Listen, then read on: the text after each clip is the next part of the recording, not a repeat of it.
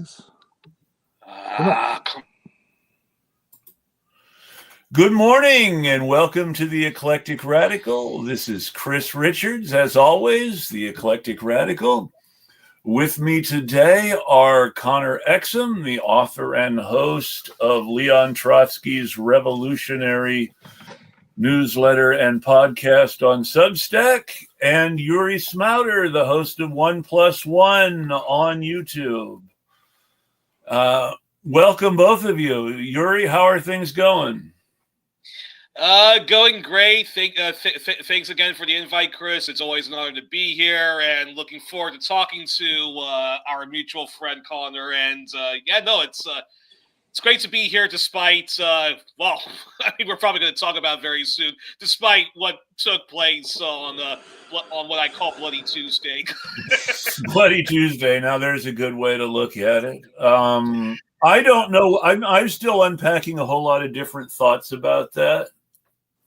It's kind of what I expected, and I was also hoping to be wrong on some levels, and nobody on the Democratic Party cared to step up to prove me wrong, and it's really disappointing. How are you doing, Connor? I'm doing well.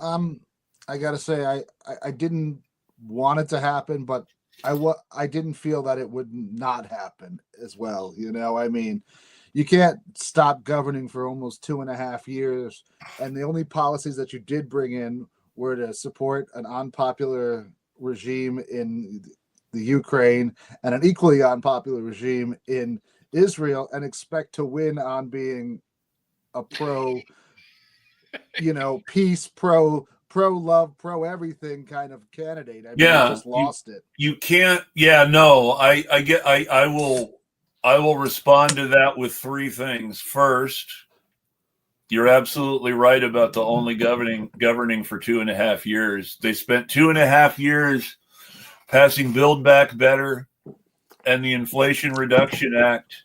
And Joe Manchin managed to make both Build Back Better and the Inflation Reduction Act almost useless in any good or practical or progressive way, to the point where all of the climate activists who had said you have to elect Joe Biden because of the climate crisis, all of them said the Inflation Reduction Act is very ambitious in its attempts to lay out green funding, but it is all completely undercut by all the new fossil fuel expenditures.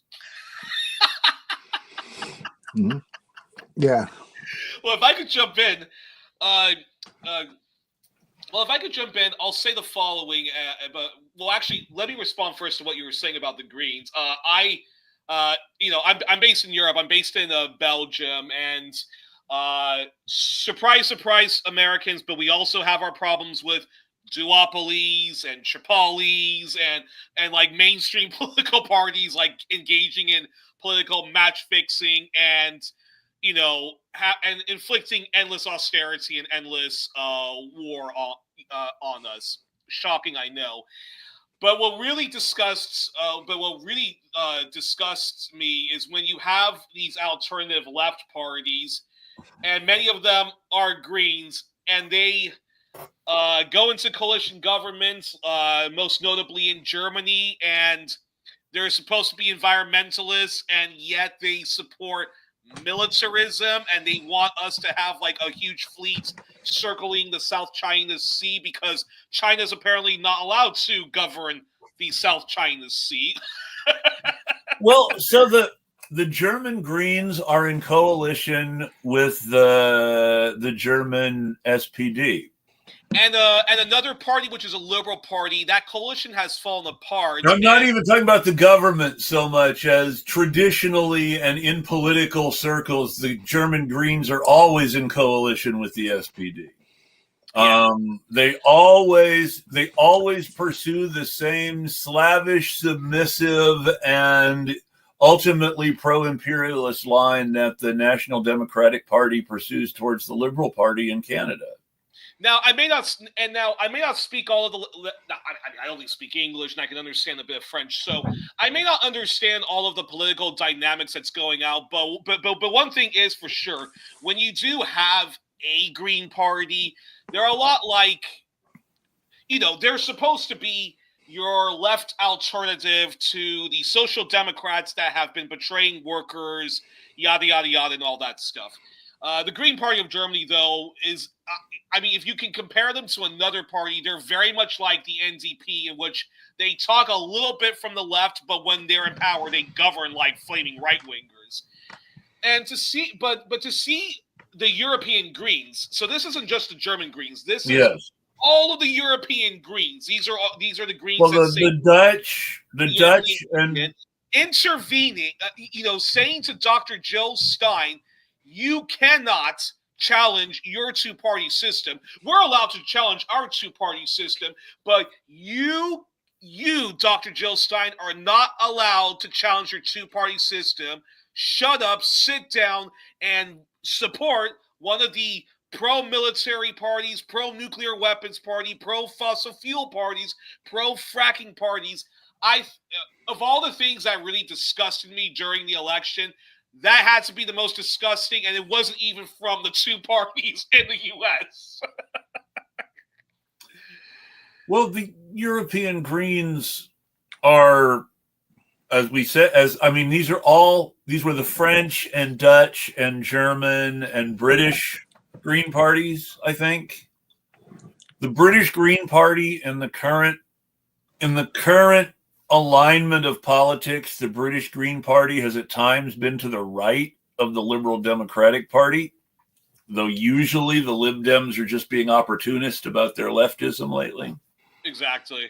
But still, they've been saying for years that the British Greens were Lib Dems who recycle. And they're actually a little to the right of the Lib Dems these days, at least as far as the basic political scheme goes. Well, there's still, from the research I've done on, from the research I've done on the Green Party, like the Green Party in Britain, if you really hate the three-party system, it's mostly a two-party system. Yeah. We see Labor and Conservatives, and you don't trust the Liberal Democrats because basically, the Greens are because of everything. You don't trust the Liberal Democrats because of everything. The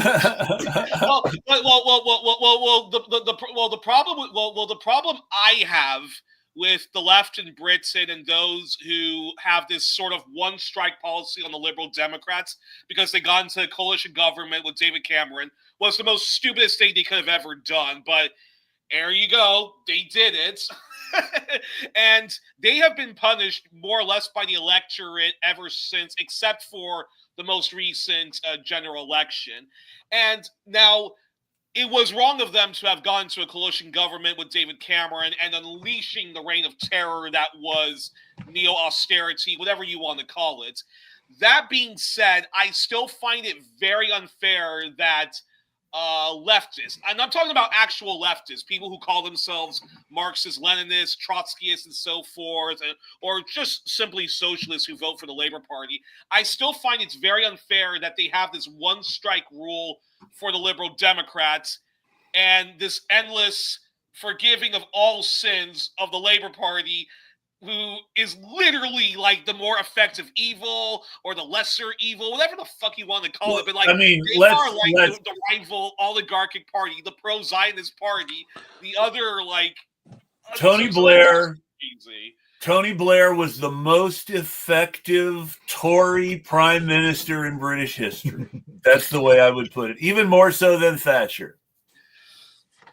So going back to the Greens, like Clinton being more effective than Reagan. Exactly. So going back very briefly to the Greens in Britain. I mean, if you were to compare them to the German Greens, oh my gosh, light years difference. If you were to compare them to Canada's Green Party, which is so ghastly, it's this one-woman show, Elizabeth May and That's all I'm going to say about her. I don't want to waste any more oxygen on her. But the problem with the Greens in Britain is sort of the same problem we have with a lot of environmentalists. They have imperial blind spots when it comes to Of course. when it comes to NATO and China. And Caroline Lucas also fell for a lot of the propaganda about Syria, and she famously resigned and distanced herself from the Stop the War coalition because they weren't hard enough on wanting a no-fly zone in Syria and, you know, all that stuff. And then later that actually pressured the Stop the War coalition to take a more bizarre, neutral, nuanced approach on the Syrian war, when it's like, newsflash, Libya, Afghanistan, Iraq, all over again. But that's another topic for another day. I mean, civil society in Syria was pretty much destroyed. There was a breakdown of the government.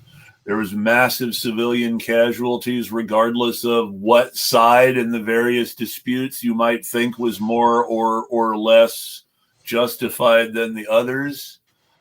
The U.S. was ultimately in bed with ISIS, and the fact that ultimately the U.S. was in bed with ISIS in Syria completely undercuts any good things one might think about Rojava, because the U.S. wasn't even committed to Rojava; they were committed to ISIS. Oh, and the U.S. was doing it. The U.S. and its allies are doing that basic divide and conquer, and then on top of that, like they were supporting. I mean, basically, they were promising the Syrian Kurds, and you would have thought like all the Kurdish communities would have been smart by now. Never trust Americans and the British, because even when they do help you, they will leave you out to dry. They'll leave you hung out to dry in the end. Yes. And then, but yeah, but yes, and this is an Obama, Biden, and Kamala Harris legacy, and I think, but going back to what you both were saying at the beginning of the show, this was what I was hoping would happen with the election. I was really hoping, best case scenario in this realistic world of ours, Kamala Harris wins and people continue to mobilize like hell against her endless austerity and endless imperial agenda, especially when it comes to Palestine. And was hoping that either the Greens or the PSL, or both even, get their 5% nationwide votes that they needed so that they can get the federal funds to grow their party. That was what I was hoping would be the best case scenario in a realistic world. What happened though last week was the worst case scenario. Well, let's talk about what actually happened, because if you aren't following the election news, this is something that it might be good for folks to know. Ultimately, Kamala Harris lost the blue wall swing states of Michigan and Pennsylvania and Wisconsin for the same reasons as Hillary Clinton. She did not campaign there. When she did campaign there, she did things that the people who lived there were offended by. When and then when she really needed to lock down Michigan, she sent her husband and Richie Torres, who were not the people who were going to be able to go to the battleground districts. They went to big meetings with donors. And this is the whole approach of the Kamala Harris presidential campaign. It was ultimately like Amy in Kentucky's Senate race, or Jamie in South Carolina, a massive grift for consultants who ended up making $1 billion and 20 million. And I say $1 billion and $20 million is because the campaign raised $1 billion, but is $20 million in debt to its consultants. That's impressive. Now, so they thought that raising money and paying consultants and buying ads would win the election for them. Well, she had a double problem. She had nothing to work with that she could point to that was really popular. almost every one of their big signature pieces were watered down and were unpopular in some way, and pointing to them as a triumph would not justify anybody, would not justify the administration to anybody who's pissed about the price of eggs. That's right. And then she had the other problem. She decided that for some crazy idea, that the Lincoln Project had the right strategy and they were going to go get all these, how many times did you hear Nikki Haley had 10,000 votes here and 20,000 votes in this primary? And they were going to go pick up all these disgruntled Republicans. And I thought to myself, that never happens. They don't change. Their whole campaign. Yeah, you can't gear a campaign. The whole campaign, like nonstop, I kept hearing for like 4 weeks. Look, Liz Cheney likes us. Look at my cis mass with Liz Cheney. Look, Dick Cheney, the most unpopular, discredited vice president, likes me. No, I mean, he you wants have me to to be think his about daughter. that. There was a story released. There was journalism released on this recently by Politico of all people. It was like Darth Vader. They used to call him. Right? You want him? Well, yes, we used to compare Dick Cheney to Darth Vader. But a Democratic Party consultant who was not listened to was asked his opinion about this Dick Cheney, Liz Cheney turn to the right, romancing the Nikki Haley Republicans. He's like, look, don't. The way he phrased it was here. The thing about Dick Cheney is no one wants to be in a coalition with the devil. Yeah, that's right. Now, those words have to be understood. A longtime Democratic Party advisor told the Kamala Harris campaign, nobody wants to be in a coalition with the devil regarding their plans to embrace the Cheneys. And they listened to Tony West of Uber instead. And again, if you look at the night and day difference, even if you don't like Donald Trump, but I mean, if you just look at the night and day difference, like again, it was like 2016, vote for us because we're not Donald Trump. And yes, I do agree with the Democrats. That is for me enough of a reason to vote for you guys. But you gotta have some effing vision. You gotta promise people some life-changing things. Well, here's the problem. Yeah. And this is in the end the post-mortem, is that 12 to 15 million Democrats were motivated so much by Kamala Harris that they just stayed home. That's 12 to 15 million people who voted for Joe Biden in 2020 who didn't vote for Kamala Harris in 2024. Because they stupidly thought enough people would vote for her because they didn't worry about their Democratic base. They figured, the base is going to be there. The base hates Trump. The base will vote for us no matter what. And it turns out that's not the case. Just like it wasn't the case for Hillary Clinton. And you pander to that right-wing Republican element and you lose your own base. Now, Joe Biden was able to win despite his pandering for two reasons: George Floyd and COVID. And Biden has done everything he could to dissipate goodwill on those two issues that elected him, George Floyd and COVID. There's no goodwill left for people who voted for Biden on those two issues. So if you turned out, you're one of those people who gave Biden Michigan and Wisconsin and Pennsylvania and Georgia during the 2020 election, you probably just stayed home because Kamala Harris was not offering you anything about COVID or George Floyd. That's a perfect, but that's also a perfect segue to this. There's what's that expression? When you're trying to make like a funny comedic presentation or a comedy thing, and the crowd's just not liking it, and somebody says to you that you have to read the room.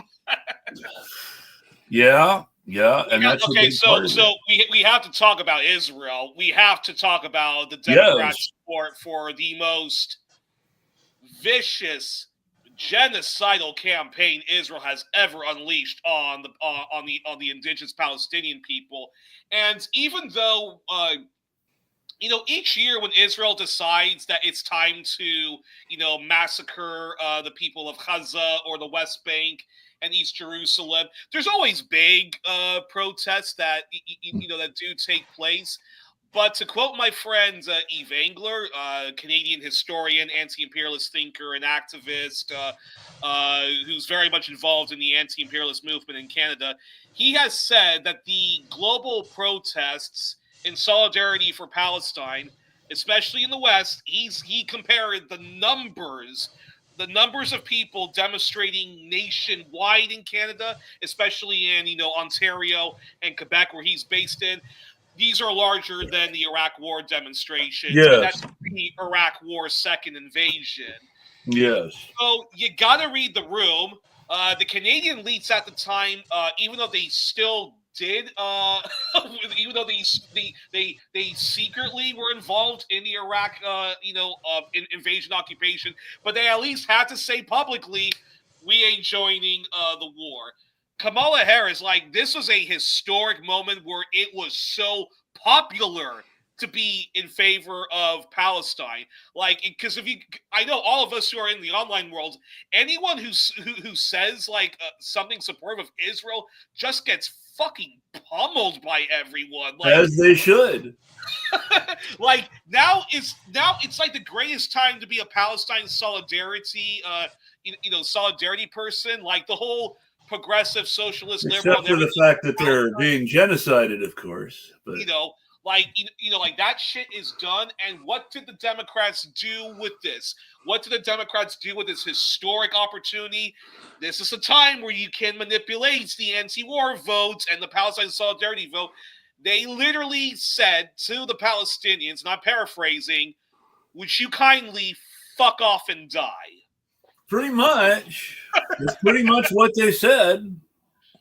Yeah, I think it's a little more complex than that for the Democrats because they take a lot of funding from Israel, right? So they were really in bed with them, and they, but just get rid of it. I want to raise their biggest fear. That's their I want to raise is always have no money, right? I want to raise a big but here, though, because a lot of people who progressives have been complaining about for years not coming through on all sorts of things were really coming through on Palestine. People like Mark Pocan and all sorts of, not even just progressives, Alyssa Slotkin. I know. We're talking about conditioning aid to Israel on whether or not they could avoid civilian casualties.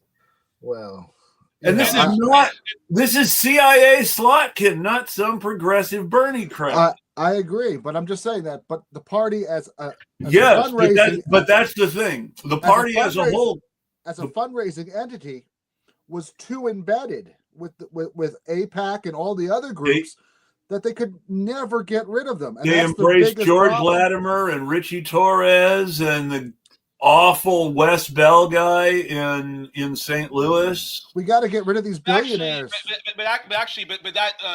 What Connor just said actually is a very important point because and this has always been the problem with the Palestine solidarity movement is we can get people to come to amazing conferences, festivals, demonstrations, no doubt about that. I myself participated in one of the largest demonstrations in London against far-right politics, transphobia, and Palestine solidarity. And yet it's one of those issues which does not get translated into politics.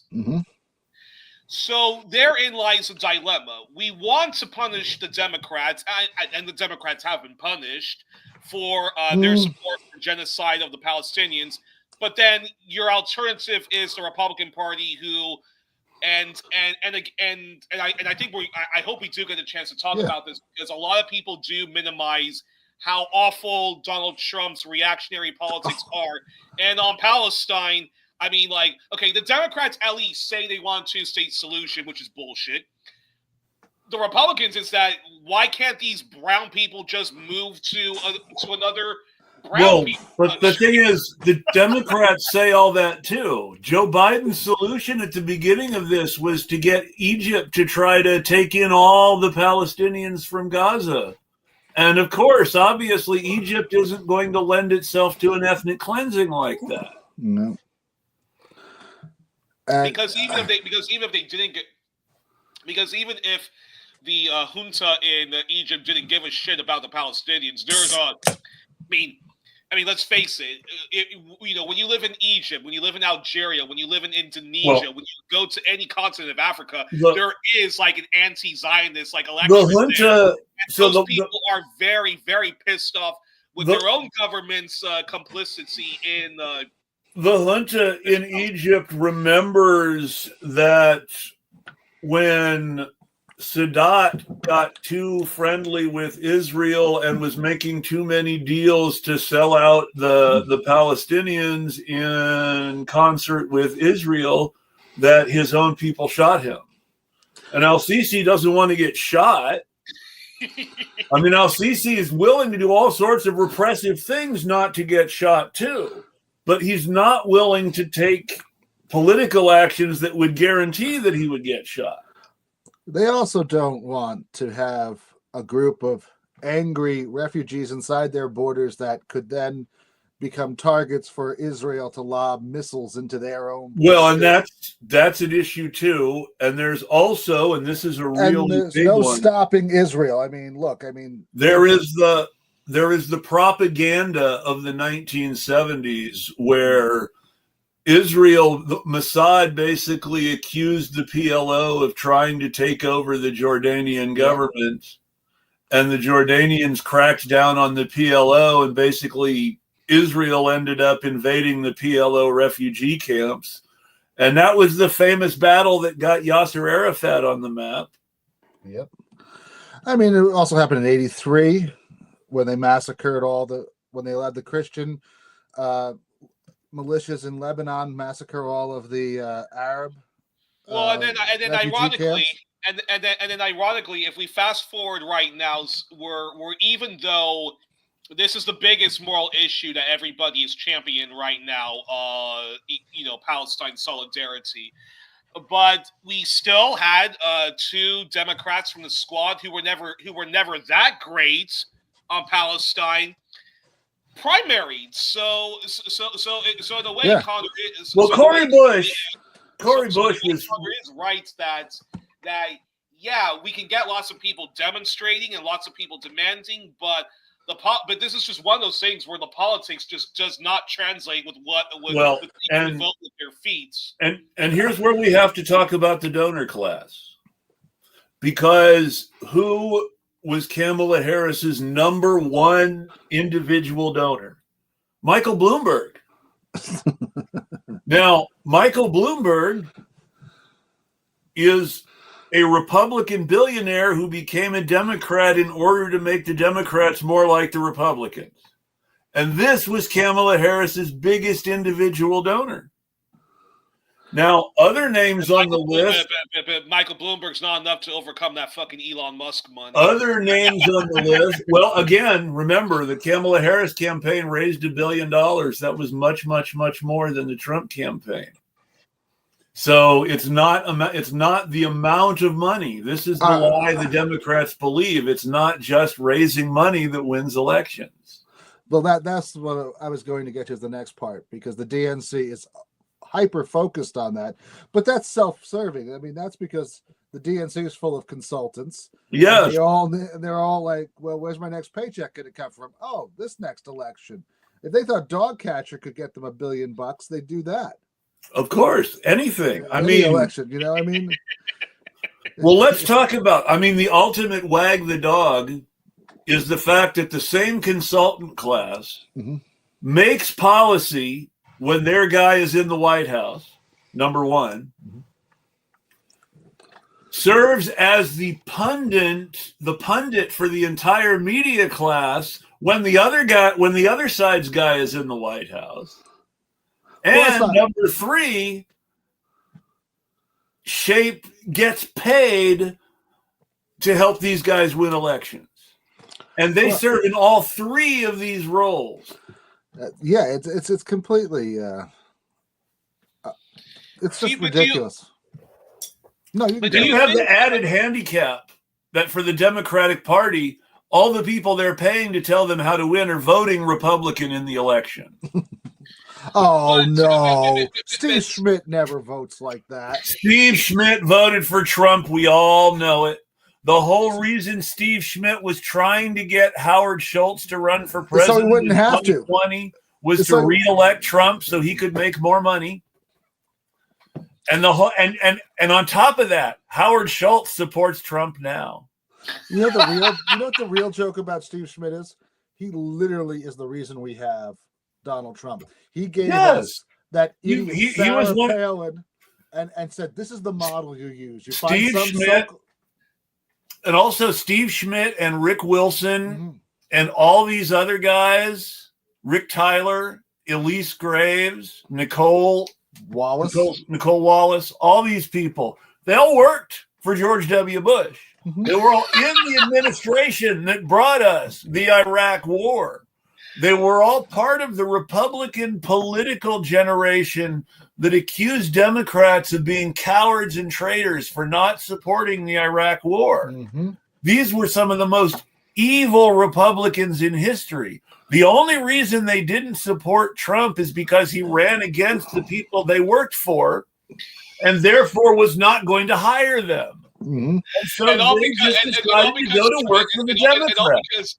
And all because Trump, and I literally do think Trump was being very much a sincere, naive person when he just blurted out, top of his head, you know what, I think we should get along with Putin, and not one member of his audience thought it was a bad idea because in their mind they're like, yeah, we should get along with Russians. They're white, we're white. They hate fags, we hate fags. Why shouldn't we Why should we get?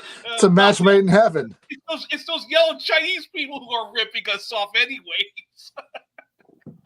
Well, I mean, that's what a lot of this comes down to. When Mitt Romney said in 2012 that Russia was the U.S.'s biggest security worry, he was undercutting himself with a big swathe of his party that was taking money at the time from Russian billionaires who were putting their money into international nonprofits that fund the religious right all over the world. Russia, the U.S., Europe, everybody from Orban to Jerry Falwell Jr. That's true. It's good. But let me ask this question, because this to me is a dilemma that both Democrats and the Labor Party face, regardless of what faction you are in the party, whether you are a Sanders type of person or an Obama Clinton type of person, because I think about how ironic that is now. Because in 2008, Obama was elected as the anti-Clinton candidate. And boy, did we get conned by that, because he basically was Diet Clinton. Well, I mean, basically, we got the Clinton foreign policy, and we never got the promised Obama domestic policy. Okay, so that leads to this very important question. I'm pretty sure the Democrats, that kind of DLC leadership type of Democrats, the ones who control the DNC, these are the Debbie Wasserman Schultz of the world. I'm pretty sure they look back at Clinton thinking, okay, we messed up very badly on Clinton. The fact that even Obama could beat her shows we should have never gone with Clinton to begin with. Oh, that Clinton. She was too dictatorial. So if you fast forward then to Joe Biden, and I think many people voted for Joe Biden simply because he was the VP under Obama. That was part of it. And there's a lot of propaganda about Obama. It's also important. Wait. But there's a lot of propaganda about Obama that he would have governed as a more FDR Kennedy type of person if it just wasn't for those mean Republicans and stuff like that, which I think is bullshit, but there is some truth to that. So then if you fast forward to Kamala Harris, the fact that Joe Biden did beat Trump, even though he was senile.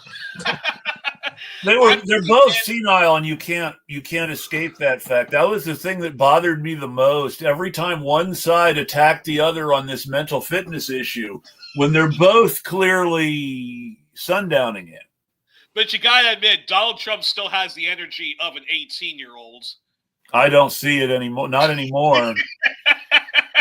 I guess if you do that much crystal meth, anyone would have that energy. He was not the same person in 2024 that he was in 2016 or even 2020.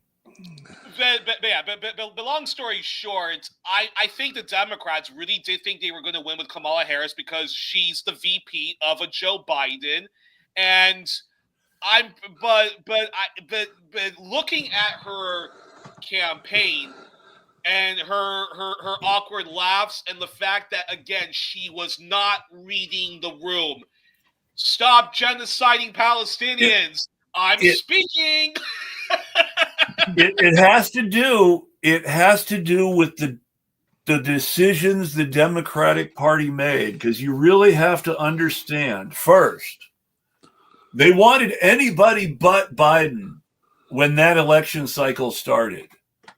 There were almost as many negative articles in traditional liberal media about Biden as there were about Bernie.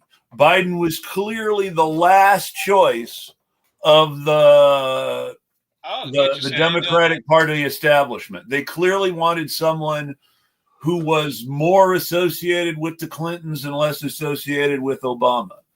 It was really clear they wanted, there were a lot of people in the media and the consultant class who wanted it to be Kamala Harris in 2020. She got that huge campaign launch from NBC, but it never translated to voter support. And so she got abandoned really quickly. And ultimately they hit on Biden as the Stop Bernie guy because they needed Obama's help to win the general election, is how they saw it.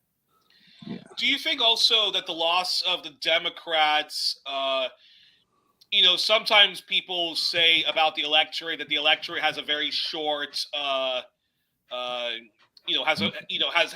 has short-term memory loss sometimes. So whatever good Joe Biden did, although every time I ask somebody, like, can you just name me 3 things? That's all. Just 3 things about Biden that if you're that you would try to convert a Sanders supporter to say, like, vote for him.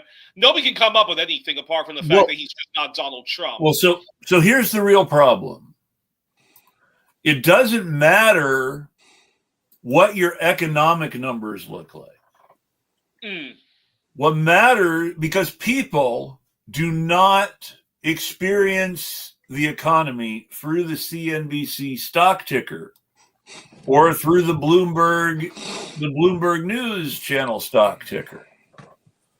People experience the economy through their own personal credit and debit sheets. Can they pay their rent? Can they pay their bills? Did they have to get a payday loan? How much do they owe their credit card companies? These are the things that people experience the economy through, unless you are at least a member of the upper layers of the professional class, where you start to have enough capital of your own that you're really working because you like to do a certain kind of work for a certain kind of pay, rather than because you have to work. A lot of your financial security is already assured by capital investments. There are a lot of people in politics and the media who are in this economic bracket, this sort of liberal class, comfortable buffer. The words liberal class are one of the few things I appreciate Chris Hedges for. And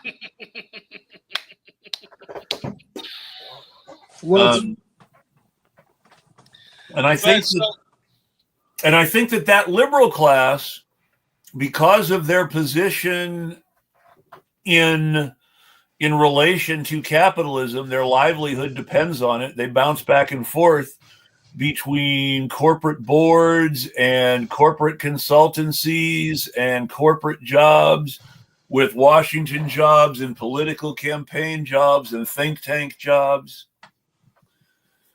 And none of them are in any way in touch with the average person, or what the average person makes, or what the average person pays as far as rent. Well, that's a fundamental problem with the neoliberal economic system. I mean, it is geared to look at the top 1% to 5%, and if they're doing well, then the assumption is, well, that trickled down in jobs. If the Wall Street numbers are good, then everybody else must be good too. Used to be the general assumption. Yes. Well, it still is, but I mean, they look. Well, Joe Biden still believes it. It's true. Yeah, but I mean, but Kamala Harris was running on that. She had also true.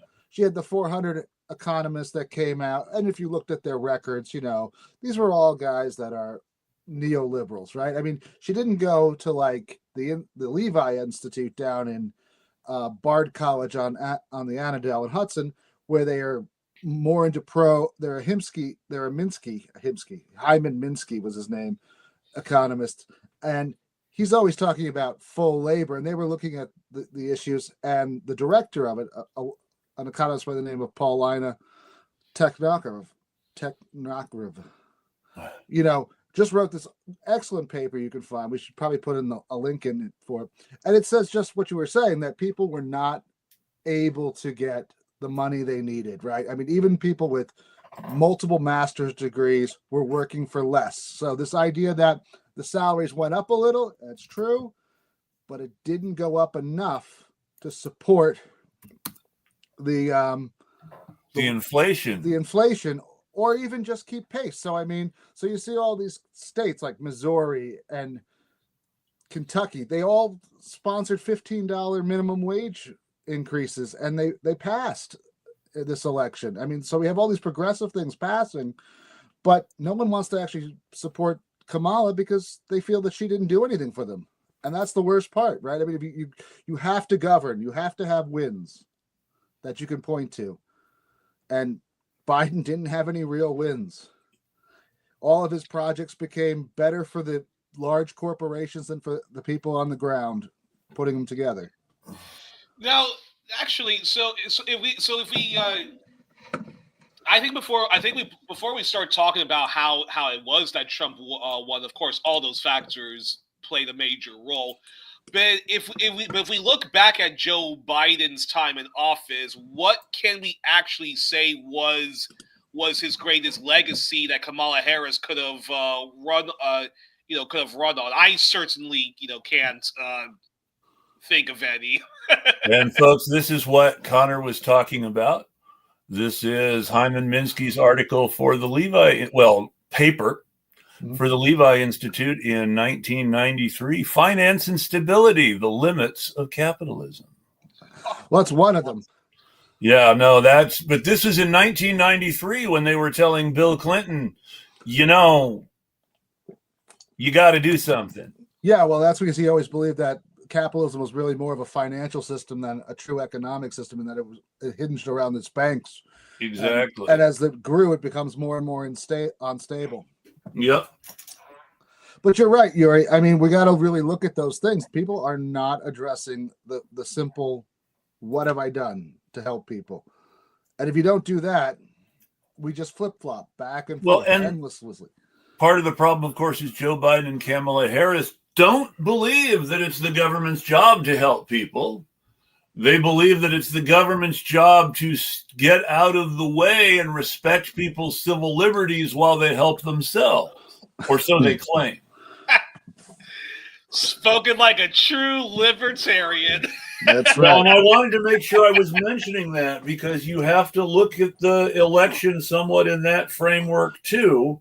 A lot of how we have come to think about economics and political tribalism in the United States has been shaped by libertarian-leaning think tanks funded by really rich people who donated to either Kamala Harris or Donald Trump. Yes, indeed. I mean, you mentioned Alan Greenspan, who we've, mocked a couple of times, who was part of Ayn I have Rand's. many times referenced the man who has given Andrea Mitchell her proxy sexual contact with Ayn Rand. Well, Elon Musk, and this is what I love about all of these, libertarians, or not even all of these like capitalists, like market fundamentalists. It's like Elon Musk sees himself as like Mr. Big, like Tony Stark, like Iron Man. I have to say that you've got to really think about this. These off-camera moments when Andrea Mitchell interviews Republican politicians, but then they go off camera. And somebody like Paul Ryan says on the air, I really liked Atlas Shrugged. It really formed my political beliefs. I think it's something everybody should read. And then off camera, Andrea Mitchell looks at Paul Ryan and says, my husband fucked Ayn Rand, right? That's just what I was going to ask. Is that what, would you like his autograph? I mean, it's just like how would she not mention it to somebody?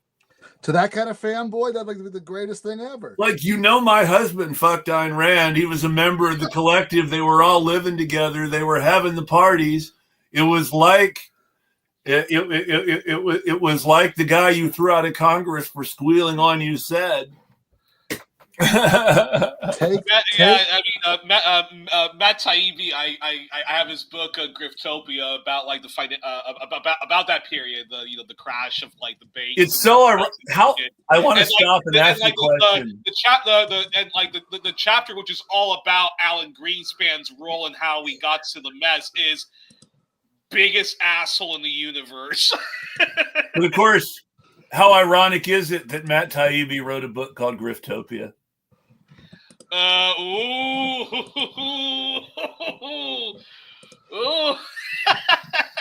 Gonna get us in trouble, Chris.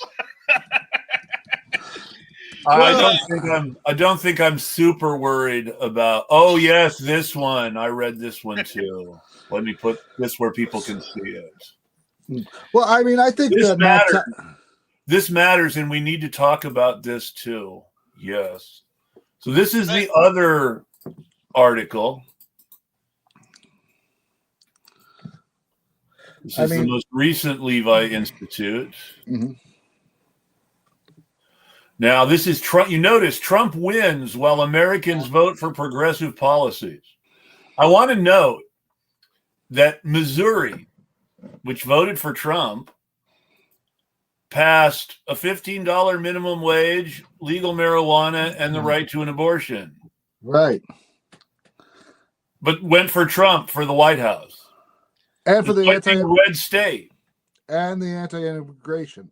And we can't downplay that. That is like one of the biggest critical parts of his victory, is that he's telling people, the people you don't like and think are ruining the country, I'm gonna show the door to. I mean, the racism is off the charts, I think, at this point.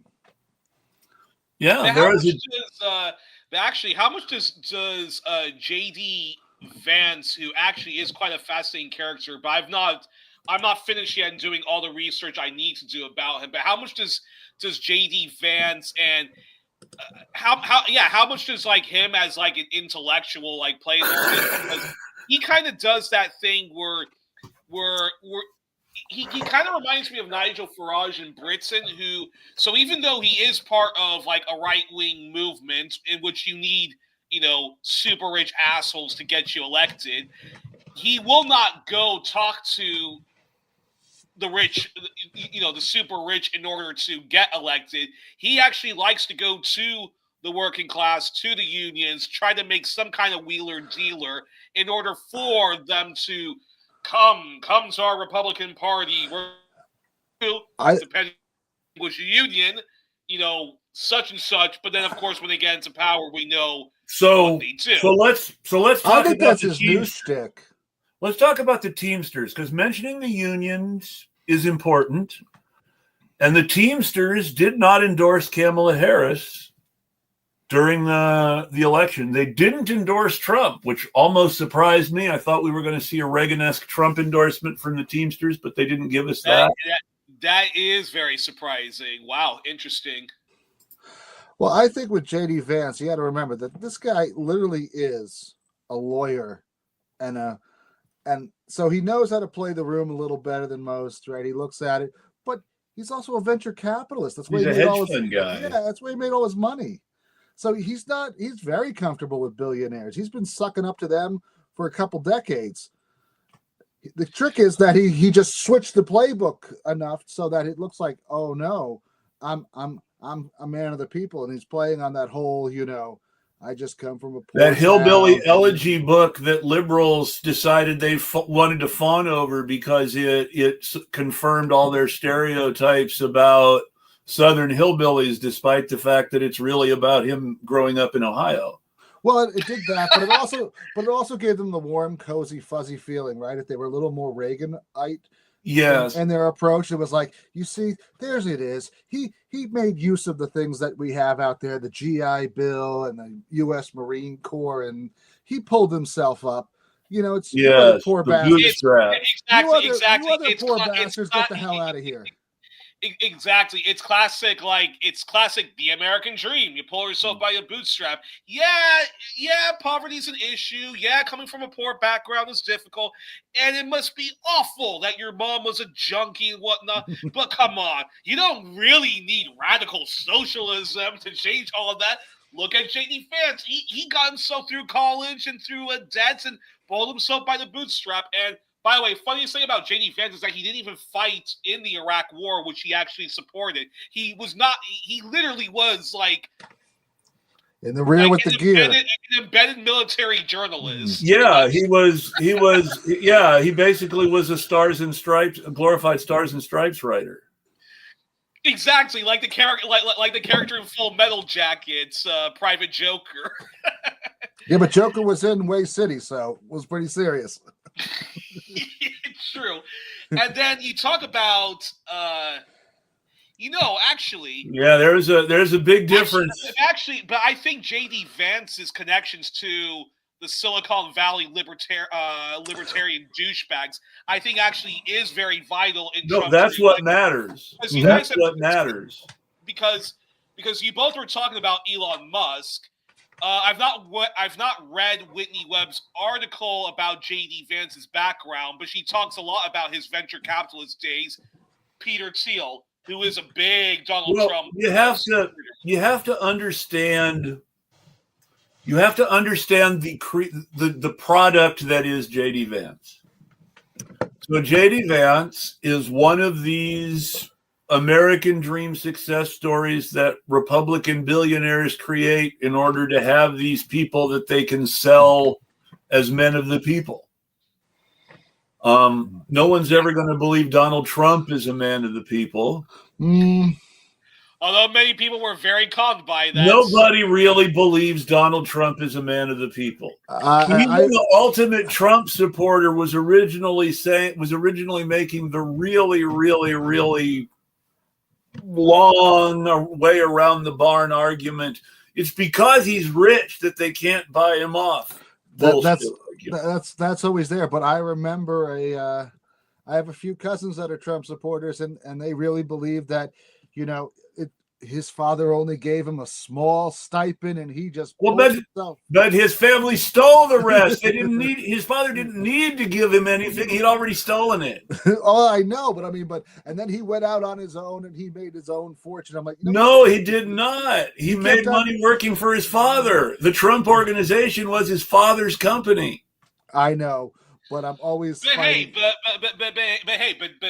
Donald Trump ultimately ran against NAFTA, against TPP. As Thomas Frank says, he ran to Hillary Clinton's left when it comes to trade issues. Mm-hmm. He got he got several of his staffers to go into separate rooms, listen to far right hate radio, and what are the three things that are really riling up the listeners, and it was illegal immigration, jobs going overseas, and some vague thing about education, Common Core, and so forth. And Donald Trump, basically ran like that.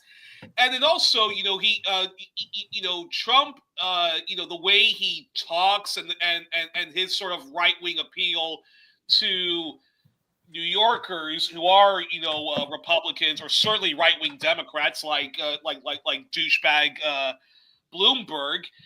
Donald Trump sounds like a headline from the New York Post, or he's or as Bill Maher says, I grew up with these East Coast guys. I know a guy that knows a guy that's going to get you a great deal. And for many people in the Midwest and South who aren't used to seeing something like that, they had never seen something like that before, very attractive. And so that's Trump's appeal in a nutshell. I also think, and I actually would love both of your opinions about this. Even though you can clearly see Donald Trump is openly full of shit, he's this kind of like L. Ron Hubbard guy that I certainly wouldn't buy a car off of. But yet, and I did two major shows about this on 1+1 before the election. There were left-leaning people. You may call them grifters, you may call them insincere folks or whatever, but there were a lot of left-leaning folks who have an audience bigger than me and Chris, who were saying ridiculous things like Donald Trump is a peacenik. Well, hey, not just left-leaning people with a bigger audience than me, but actual Palestinian people angry with Kamala Harris. Oh, God. Brandy Alexander, not Brett, Lexi Alexander, the director of the only good Punisher movie ever, and a Palestinian American, blocked me for telling her that, oh yeah, Trump and Biden are the same guy. They've been the same guy for most of Joe Biden's life, and she's convinced that Trump is this guy who just is too tender-hearted to be able to watch massacres. She's convinced herself of this somehow.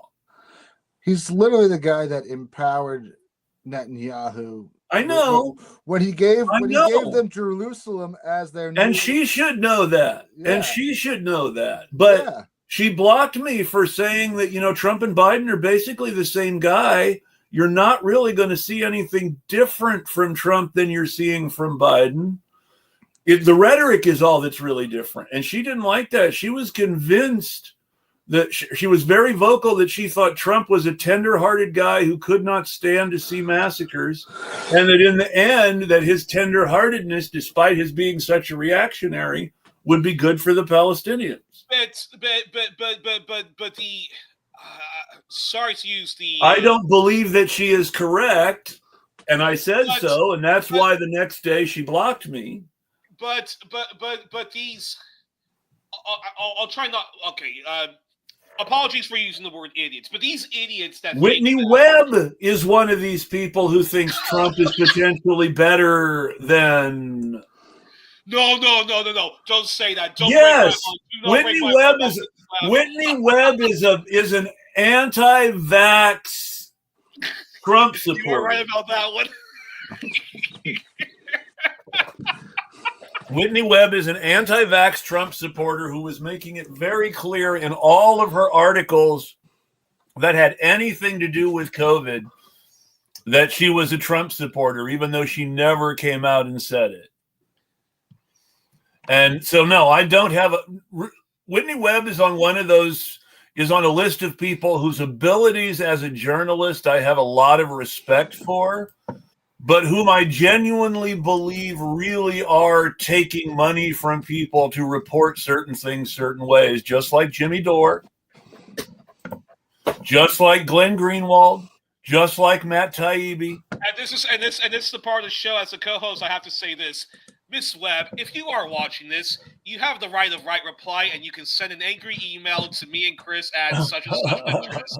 Okay, continue on, Chris. But it's just, I mean, there's no other explanation for some of the ridiculous bending over backwards to embrace white nationalism and anti-vax Nazi rhetoric from people on the so-called left. They're being paid by someone who likes white nationalists better than real communists. But okay, so this leads to a very important question on why Donald Trump won, because let's remember, by the way, that the ownership of the platform that got Whitney Webb her reputation, Mint News. Rockfin, you mean? Mint News. Mint Press News. Mint Press is in no way anti-capitalist. The Mint Press News was founded by a wealthy Muslim American multimillionaire. It is not. It doesn't have any left-leaning credentials, except that I would people they've actually hired are left-leaning because left-leaning people support Palestinians. But their underlying message has always been subtly right-wing.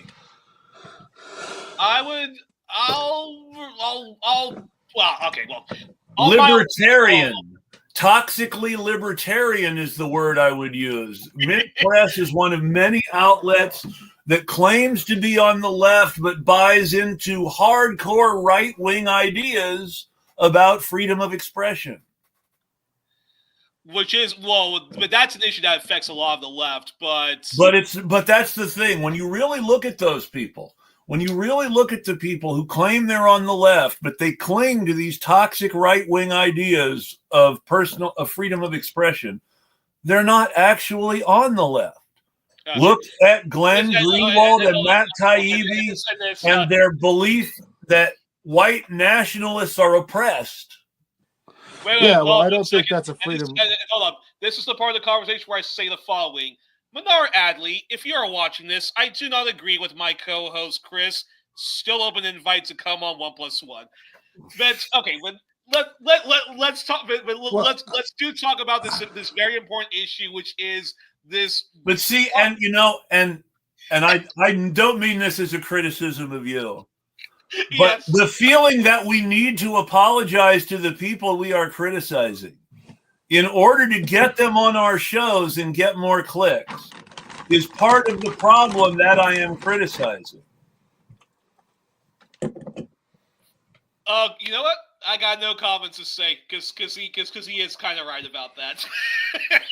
I mean, it's like, how many people got started down this right-wing path in the first place because they wanted to keep going on the Jimmy Dore show? I don't know, probably 50% of his audience members. Yes. And 50% of his, and that was what he started to see. He watched his audience shift to the right, and he's been a kind of a grifter his whole life. But this we do have to talk about because we have to talk about this when it comes to Donald. When it comes to Donald Trump, if you're a libertarian that watches like the Ron Paul Institute and reads antiwar.com, I can sort of understand that person's mentality if they say stupid things like Donald Trump is a peacenik just because he says one time that he wants to talk with Putin, and that's about it. So here's the thing: white supremacists. But when it comes to, and there's a reason why I say left-leaning and not left-wing. To your credits, when you describe certain outlets like Mint Press News, left-leaning, not left-wing. But have we become so used to toxic far-right politics, to the shock jocks of the world, whether it's Eminem, Howard Stern, South Park, that when an actual Rush Limbaugh and culture type of person comes on the scenes and has a bit of a right-wing shock jock stand-up comedy act, that we just are deer in the headlights when it comes to this, because the people who keep minimizing how bad it's going to be under Donald Trump, that we already lived 4 years with Donald Trump and it wasn't that bad, or the people who say a version of Donald Trump is a peacenik. He is not going to be as bad as war as sleepy Joe Biden. Is that because we have just become so used to far-right politics? Our mindset is so polluted with libertarianism that even the best on the left recycles, as you say. People remember that Donald Trump won the Republican nomination running against the Bush family and the Iraq and Afghanistan wars. Now, he didn't take us out of Afghanistan. Joe Biden did that, but they don't care. They remember that he ran against the Bushes on Afghanistan and Iraq. They remember that he quote unquote took us out of Syria, by which he really just made a deal that left a small group of American troops protecting the oil while abandoning their Kurdish allies to the Syrians and the Turks. But Chris, the problem with that, with that argument, which I'm not saying that you're saying, the argument that these people say that just because Donald Trump said once, but they also, and this is important, they're white nationalists. They care a lot less about what Donald Trump has allowed to happen to Palestinians than what Donald Trump says about Ukraine and Russia. And to white nationalists, being against supporting Ukraine is being anti-war. And not just to white nationalists, to some left-leaning people with white nationalist thoughts or associations. But the fact of the matter is, Donald Trump, the one time he spoke the truth, where he sounded like Michael Moore attacking, Bush and Iraq, and also how Bush slept on the wheel when it came to 9/11. But this is the same Donald Trump who also explicitly said, "I'm going to rip up the Iran nuclear deal. I want to bring back torture and a whole lot more." Who did rip up the Iran nuclear deal? But, and this is a tremendously important but, Joe Biden did not reinstate the Iran nuclear deal. Joe Biden ran against Donald Trump on the straight up argument that he would be tougher on Iran than Donald Trump was. And that and he has kept that promise. He has tried to toughen sanctions on Iran even more than Trump, and is directly responsible for the mess we're in. But when Donald Trump was in power, he continued to try to overthrow Maduro in Venezuela, Daniel Ortega in Nicaragua, de facto continued balkanizing Syria. And for all those people who keep saying Donald Trump is a peacenik when it comes to data Russia, okay, you can make the argument that the deep state twisted his arm, but Mr. I'm going to take on the deep state and drain the swamp did fill his cabinet with neocons like John Bolton and whatnot. Mike Pompeo again, continued arming. Mike Pompeo is still vocally demanding that we support Ukraine, and there's talk that he might be in Trump's administration again. I don't think so. I don't think he's getting any of those. I think this time he's picking people like Herschel Walker and other. Well, I mean, there's talk of it.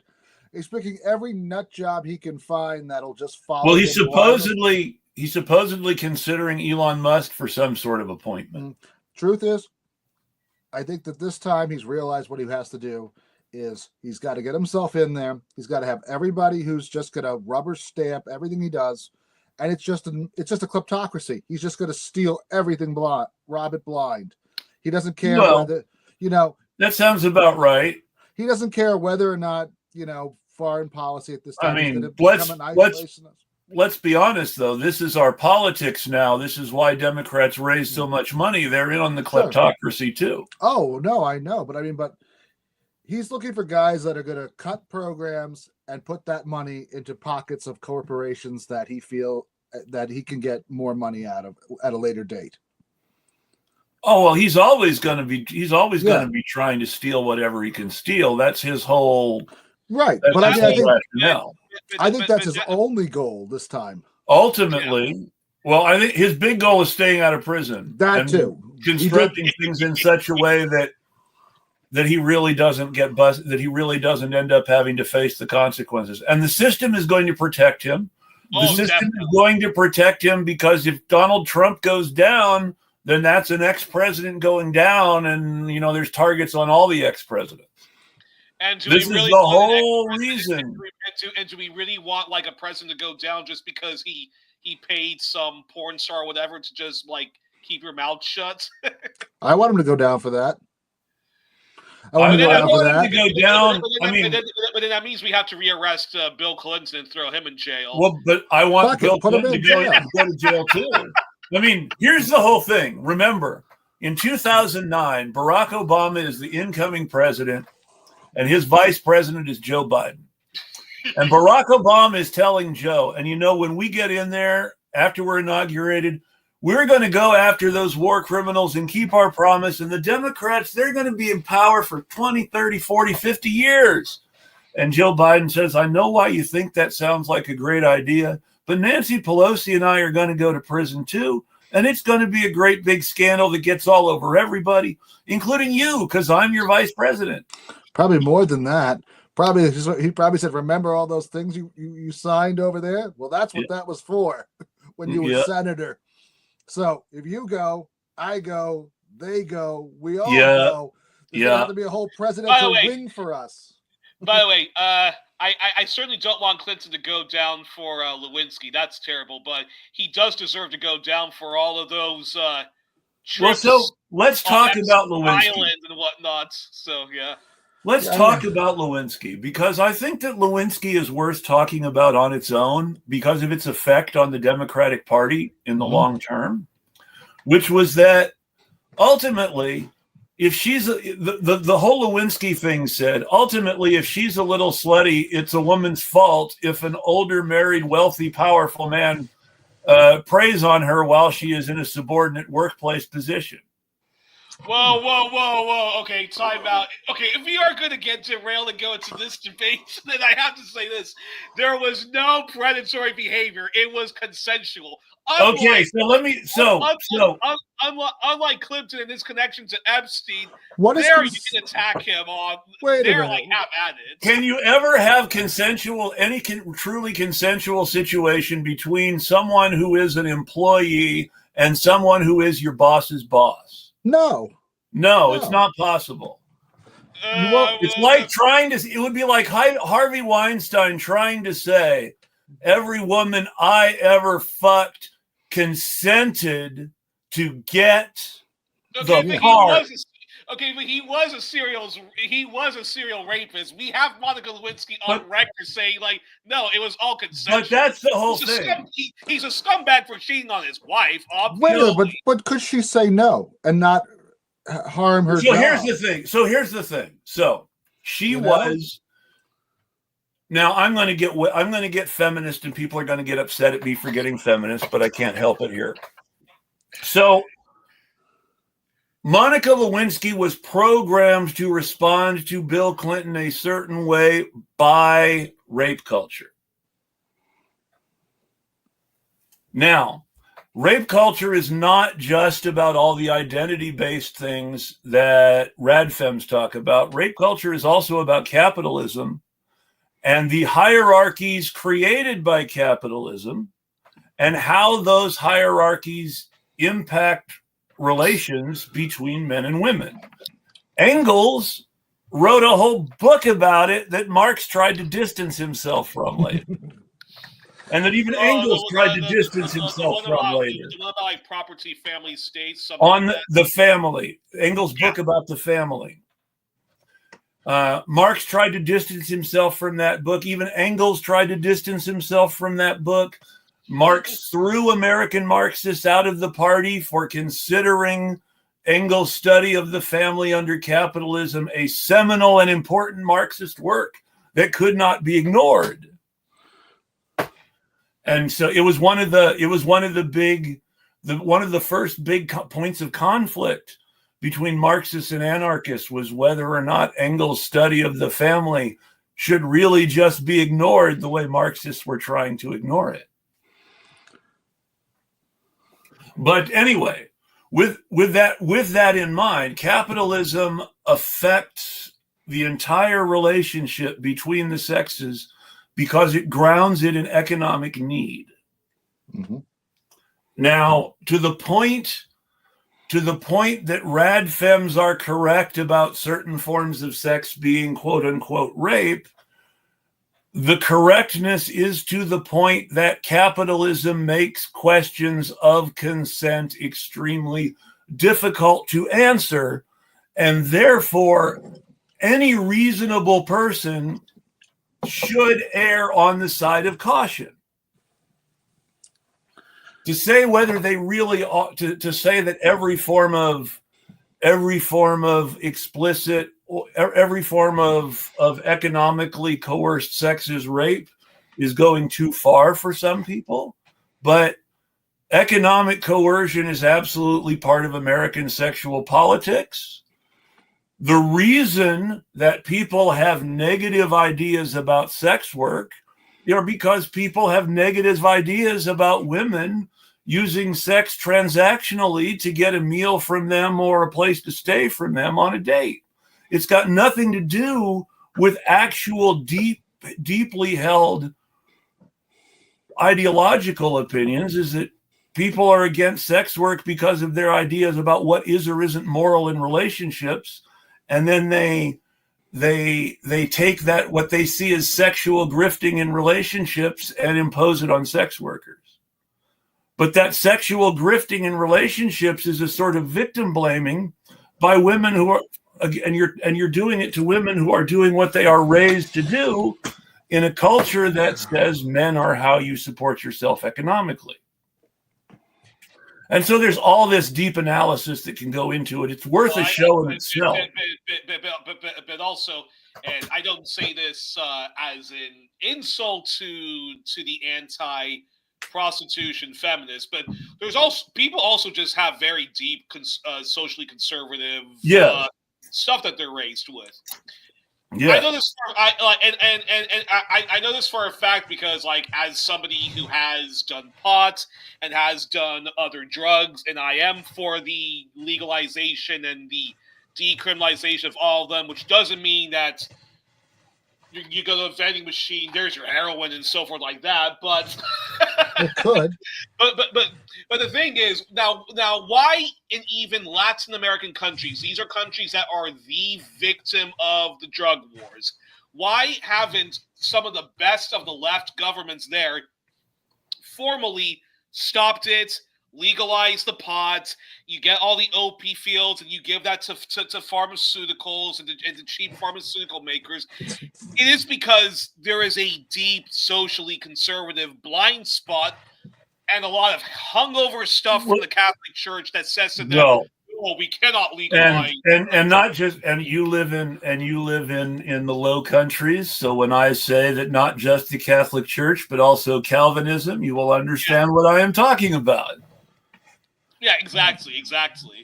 And I think the Reformed Church is proof that some things can't be reformed.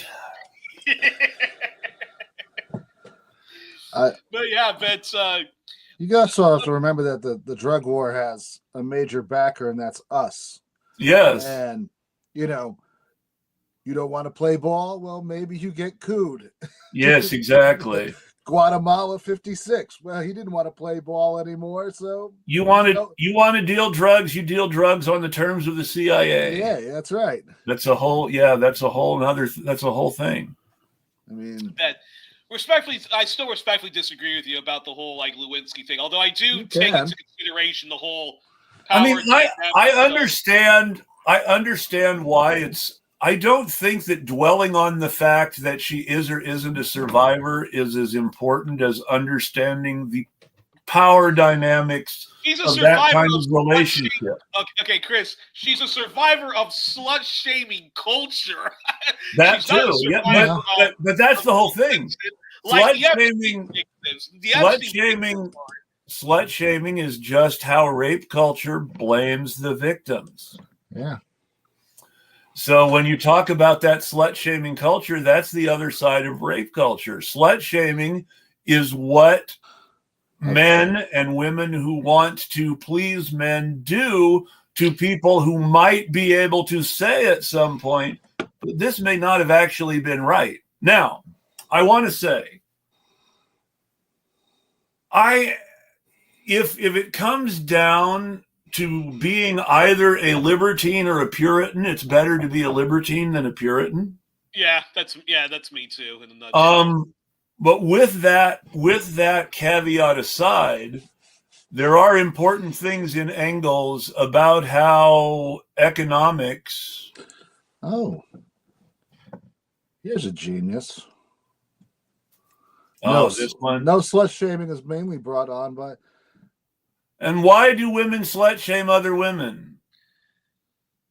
I don't know, because they want to. Who do women slut shame other women for? Do women slut shame other women for women?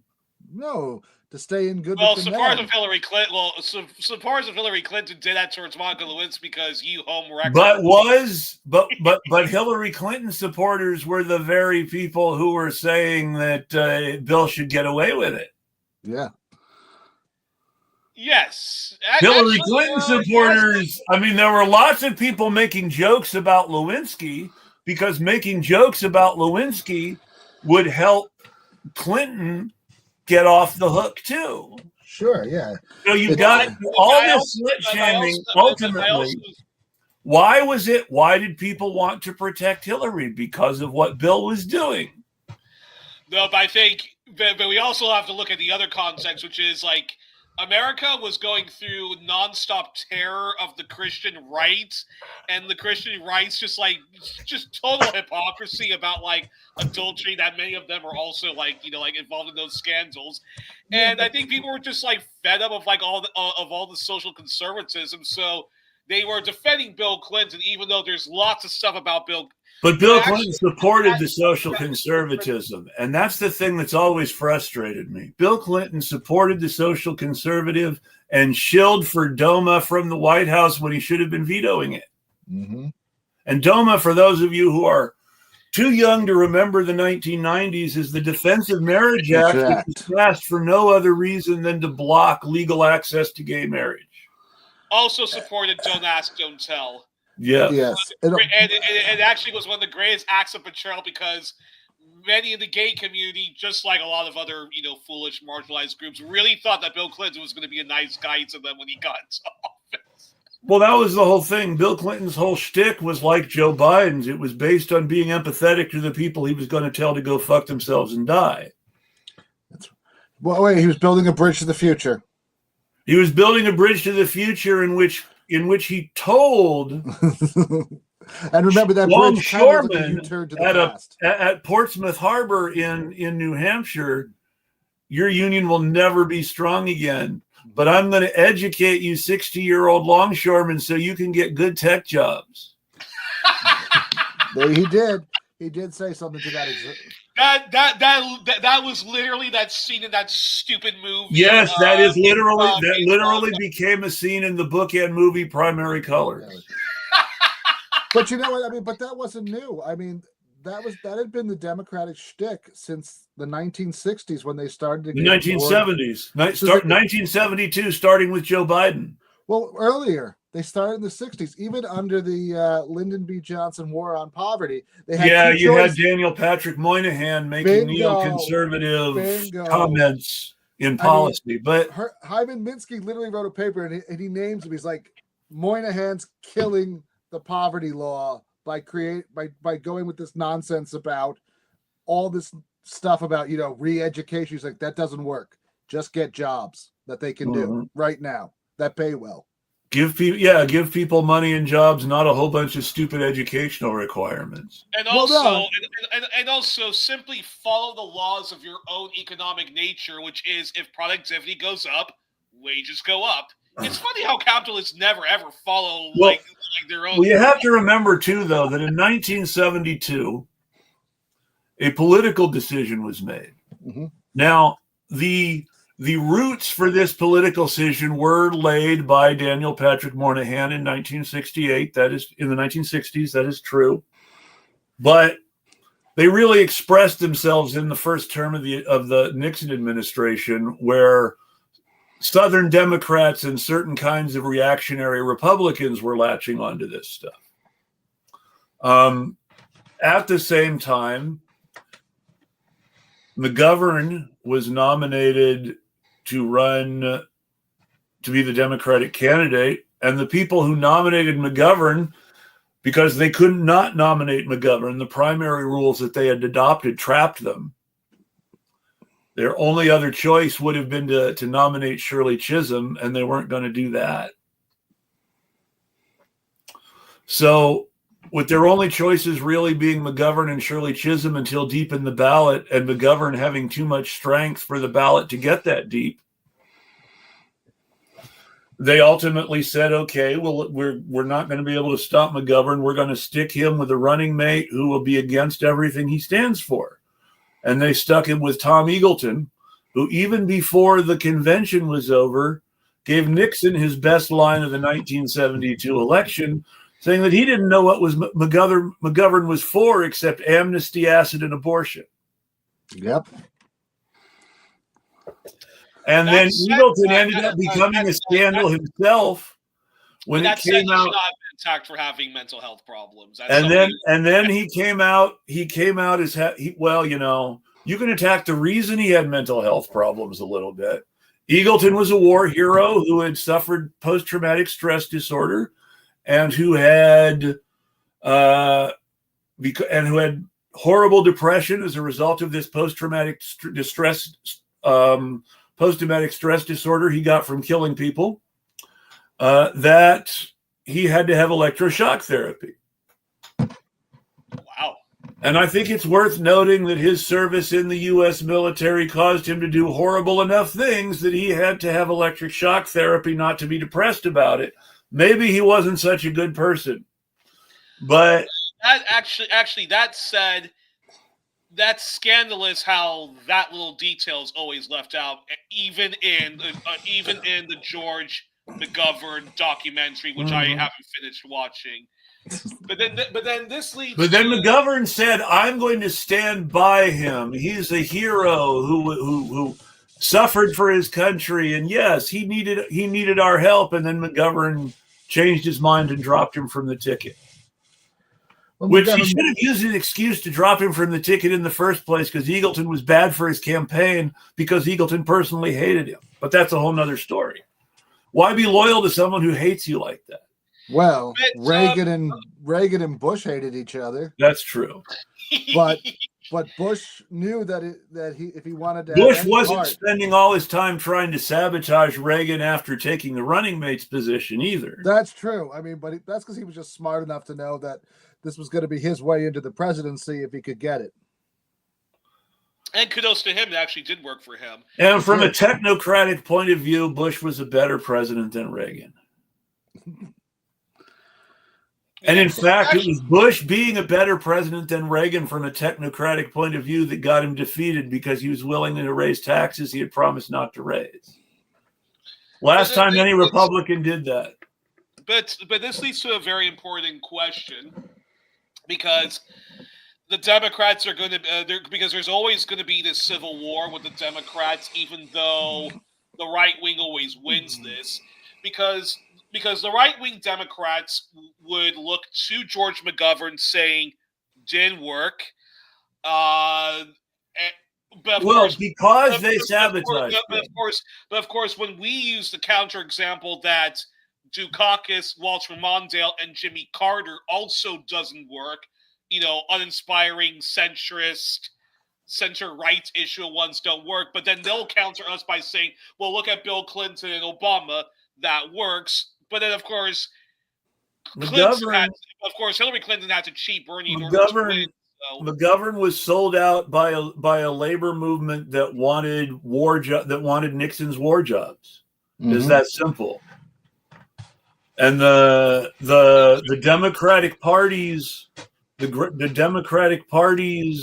military-industrial complex friends were the ones who started the Vietnam War in the first place. They weren't going to let McGovern stop it. Now, they did run a whole bunch of anti-war candidates in 72, and the war did sort of end, but it ended on the Nixon administration's terms, or it would have if not for Watergate. And it was only the accident of Watergate that created the disastrous fall of Saigon footage under Jerry Ford. Yeah, well, they were finding some way to draw it down in such a way that ultimately that footage wouldn't happen until the U.S. was actually gone, or so they were hoping. That's not what happened. But they did spend a lot of money on genocide in Cambodia, trying to stick it to the Vietnamese. You know, you can't really end a war unless you win it. Otherwise, it's always going to look like a loss. I mean, it's always. And again, Nixon didn't end it. Nixon and Kissinger just started the whole Khmer Rouge thing. That's right. I mean, but you know, I mean, that's what gets us back to the deal with China, opening up China. Only Nixon could go to China. Well, yeah, Mao backed the Khmer Rouge to fight the Viet Cong for us. And they were a little upset about the fact the Vietnamese were were pro-Russian, were pro-Soviet, and not pro-Chinese. He thought they were going to be, he thought he was going to have a lock in Southeast Asia with them. But they wanted to make all their deals with the Soviets. Might have been due to the fact that the Sino-Soviet split was actually one of the greatest catastrophes of. It was all because Truman didn't listen to the OSS people who told him, Ho Chi Minh may be a communist, but he really likes America. We've got a chance here. You should really talk to him and not the French. And Truman said, that's not how it works. The French were our allies in the war. Well, yeah. Well, the French were definitely trying to put the empire back together under de Gaulle. Yes. But de Gaulle failed to a certain extent spectacularly. Because France still has quite an imperial foreign policy, but of course, fiddle and fiddle and sticks compared to the Anglo-American. The reason the U.S. has been so successful as the hegemon since the end of the Cold War is because the U.S. has done a very good job of sharing the hegemony with the French and the British and the Germans since the Cold War. Well, they learned their lesson when Charles de Gaulle took France out of NATO for a little while, and they started really including France in their shit a whole lot more for years. Yeah, we gave them when we divvied it up into the spheres of influence. They got West Africa and the Ivory Coast. And as a result, many West African nations are still using French colonial currency. That's right. The only places in the world where you can go get a franc. Actually, and very quick thing. I recently covered British politics again on 1+1, and I had seen a movie of Charles de Gaulle. Not too grave a movie, but de Gaulle warned all of the European countries, don't let Britain join the European Union. It's not going to be good for you guys. Britain's going to be selfish. They're going to sabotage everything. It's not going to be good for this European Union if you allow France. And well, it went on deaf ears, and look how everything turned out in the end. But the British left anyway, so... It wasn't the British that were the big problem. It was the Germans. Well, the French and the Germans were in cahoots. The European Union was always a Franco-German project. It was de Gaulle and Adenauer trying to reunite the founding spirit of fascism. I don't know. It was always the very first European fascist. Yeah, the very first European fascist. It like that. You could definitely say NATO is like that. The very first European fascists were the French Revanche Party, who wanted to get revenge against the Germans for the Franco-Prussian War. And then the Revanche people got France into World War I, and that brought about the Nazis, who were the second really strong expression of European fascism. And the European Union was just the revanche folks and the Nazis trying to make nice. Figuring they could kind of carve it all up the way they wanted anyway. Let's remember that de Gaulle, despite being very heroic in his fight against the Germans, de Gaulle was the kind of French nationalist that many of the Nazis were German nationalists. De Gaulle's... time out. It wasn't until the... What was that? Wait. Explain that again. So de Gaulle was always really, really, really friendly with the French far right. I did not know that because the stories is that it's also worth noting that de Gaulle had written the definitive manual for tank warfare between World War I and World War II, and all of his fans were Nazis. The biggest military disciple of de Gaulle was a man named Heinz Guderian, who commanded the Nazi Panzer Corps in World War II. Well, I find that quite shocking because it's ironic. It's absolutely ironic.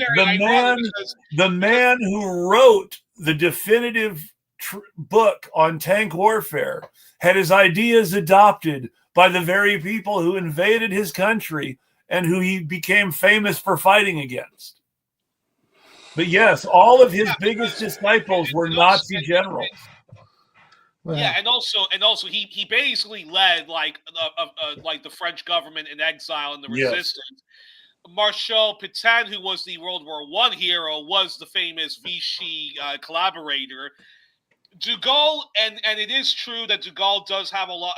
That de Gaulle has a dark side, which a lot of people don't. Which a lot of people overlook. He was practically a dictator for quite a few years in France after World War II. Just like a lot of Churchill's skeletons in his closet is constantly overlooked because they're the hero of World War II. The ironic, but France was trying to. The whole war in Algeria, the Algerian War of Independence, was France trying to maintain a literal settler colonial state, which the Algerians fed up with. Vietnam, they did not want to give that one up willy-nilly, and just like most of their de Gaulle doubled down on his colonial ventures exactly the same way that Franco and Salazar doubled down on theirs. And Franco and Salazar, of course, were the other two pro-West fascists during World War II. Franco was convinced to stay neutral by Salazar, and Salazar allied Portugal with the Allies. Interesting. But it's quite interesting and de Gaulle got along very well with both Salazar and Franco after the war. Franco played both sides against the middle. Yes. He was taking a lot of Nazi gold and Nazi he took lots of Nazi money to take over the country, and then he ended up not ever actually helping the Nazis in World War II. Well, he didn't intern them. He didn't intern them, that's true, but he also didn't help them, and there was a whole lot of OSS activity in occupied France that had its origins in Franco's Spain. Well, yeah, he would go with anyone who's paying him. And then the other interesting thing about de Gaulle, but this is something very uniquely French, is that even though he was associated, as you've said, center right to far right, he is genuinely what you would call a compassionate conservative, or the kind of one nation Tory. Christian Democrat is what they call them in Germany. I hate that term.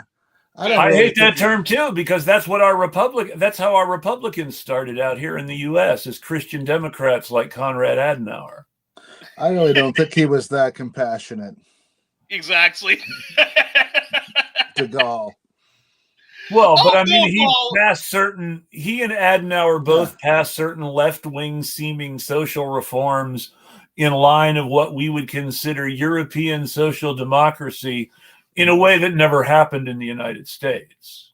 Well, and the French right wing, so somebody like Pompidou or Great building though. Chirac, you cannot compare them to like Margaret Thatcher, not even somebody like Brian Mulroney or some of the other very well known like right wingers, because they knew if they tried to do a quarter of what they did, they would be out of office. You know, Brian Mulroney's biggest right-wing project was the Canadian National, was trying to save Canadian nationalism from Quebecois nationalism in Quebec, and he was undercut by his own right-wing fellow conservatives,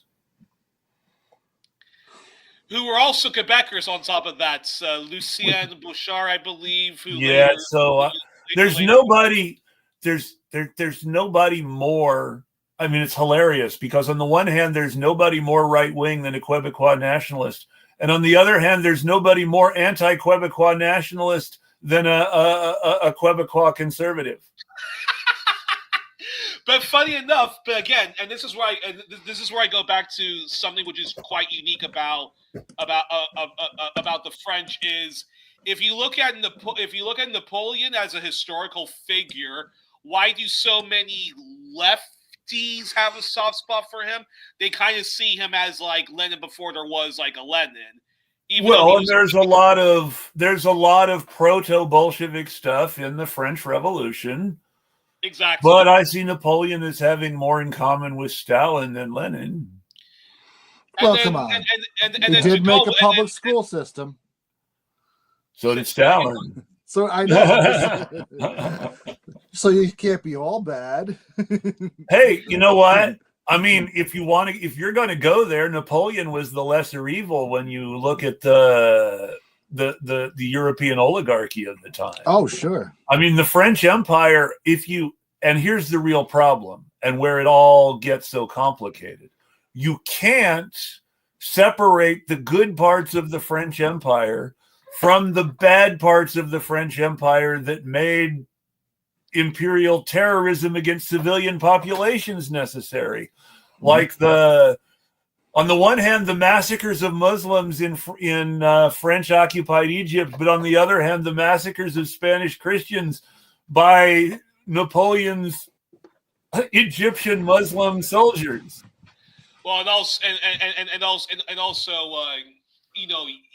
egalitarian fraternity. Egalitarianism. I mean, as far as breaking down the early part of there was no more egalitarian system than Napoleon's army. That's true, but it was still an imperial army.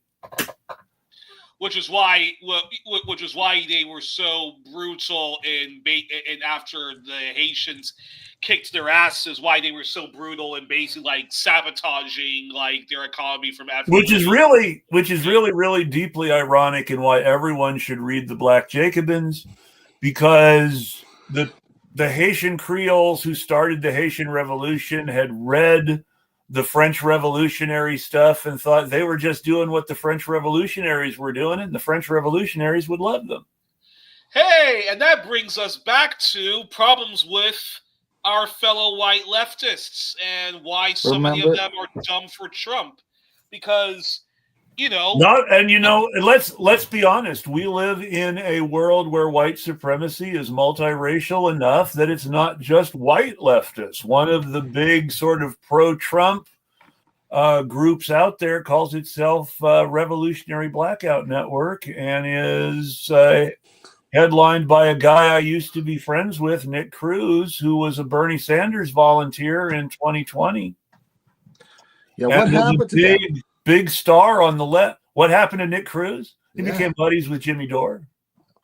Yeah, and then he started to share, audience members with him, and that's once you do he was the Revolutionary Blackout Network became successful on a monetary level by audience sharing with Jimmy Dore, and as a result went from being a really good revolutionary, anti-capitalist, anti-election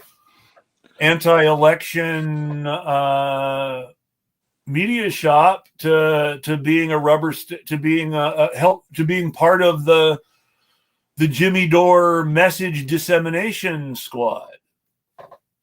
Did you see that new one? They had a new one up.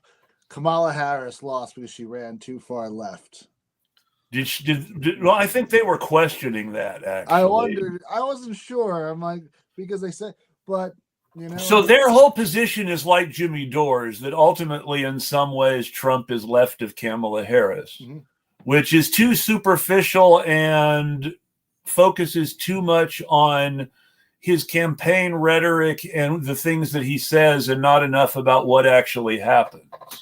But you know, the Scott Adams, the creator of Dilbert, talked about like horrible person. Horrible person, but fellow Windhamite, horrible asshole. but do get his book on the power of like Donald Trump's persuasion. But this leads back to the question I asked earlier, which is, has America been so subjected to endless far-right propaganda? And it even comes into the forms of South Park. It comes into the forms of Eminem being a shock jock, Howard Stern and the anti-PC movement. And look, sadly, I love metal music, but apparently the metal community has gone batshit, like far right. It's always been so. This is actually it's always had that problem because of their anti-queerness, anti-feminist, and like masculinity, machismo, and all that. There's been some pretty left-wing metal bands. Trust out of France. Well, there's always been some good left-wing metal bands. Dave Mustaine, if Nazis, you listen to that album Polaris, I mean, that's quite a lot of anti-war stuff. And Nazis go out of their way to infiltrate majority male subcultures because they want to get young men turned on to Nazi ideas. And that's why you see these right-wing explosions in comic book communities in the 80s. Right now. Punk music in the 70s. Nazis tried to take over punk music with the skinhead movement. And in the 80s, Nazis tried to take over comic book fandom through the venue of Punisher fandom at conventions. Nazis were actually being invited to conventions by Marvel creators like Frank Miller and Klaus Janson, who were just terrible people and really set the tone for what became Comicsgate later on by inviting Nazis into the fold. Gamers, the Gamergate thing was expressions of right-wing Nazi gamer activity on 4chan and 8chan for years and years and years. But doesn't that show? But doesn't that show? So, but have Americans been so spoon-fed far-right nonsense? Like South Park is alt-right before they're alt-right. South Park is some of the worst libertarian right-wing apology. It's true. I swear to God, I haven't watched them since like the Mr. Hanky episode. So, well, it's like that. They got the wonderful. South Park for me is a dancing poo that sings a Christmas song. And well, they've got the wonderful. They've got the Al Gore Sasquatch episode where Sasquatch is a metaphor for global warming. And there's they have repeated episodes. And of course, South Park, they believe that if you are a gay person, you should not be allowed to run the Boy Scouts because, gay men are pedophiles. And even when Big Gay Al is shown not to be that, but an actual straight pedophile is doing that, the end of the episode, I shit you not, Connor, is Big Gay Al doing this. Guys, thank you for getting me my job back, but I believe businesses have the rights, if they don't want to hire me because I'm gay, to not hire me because I'm gay. And that's your libertarian. There was the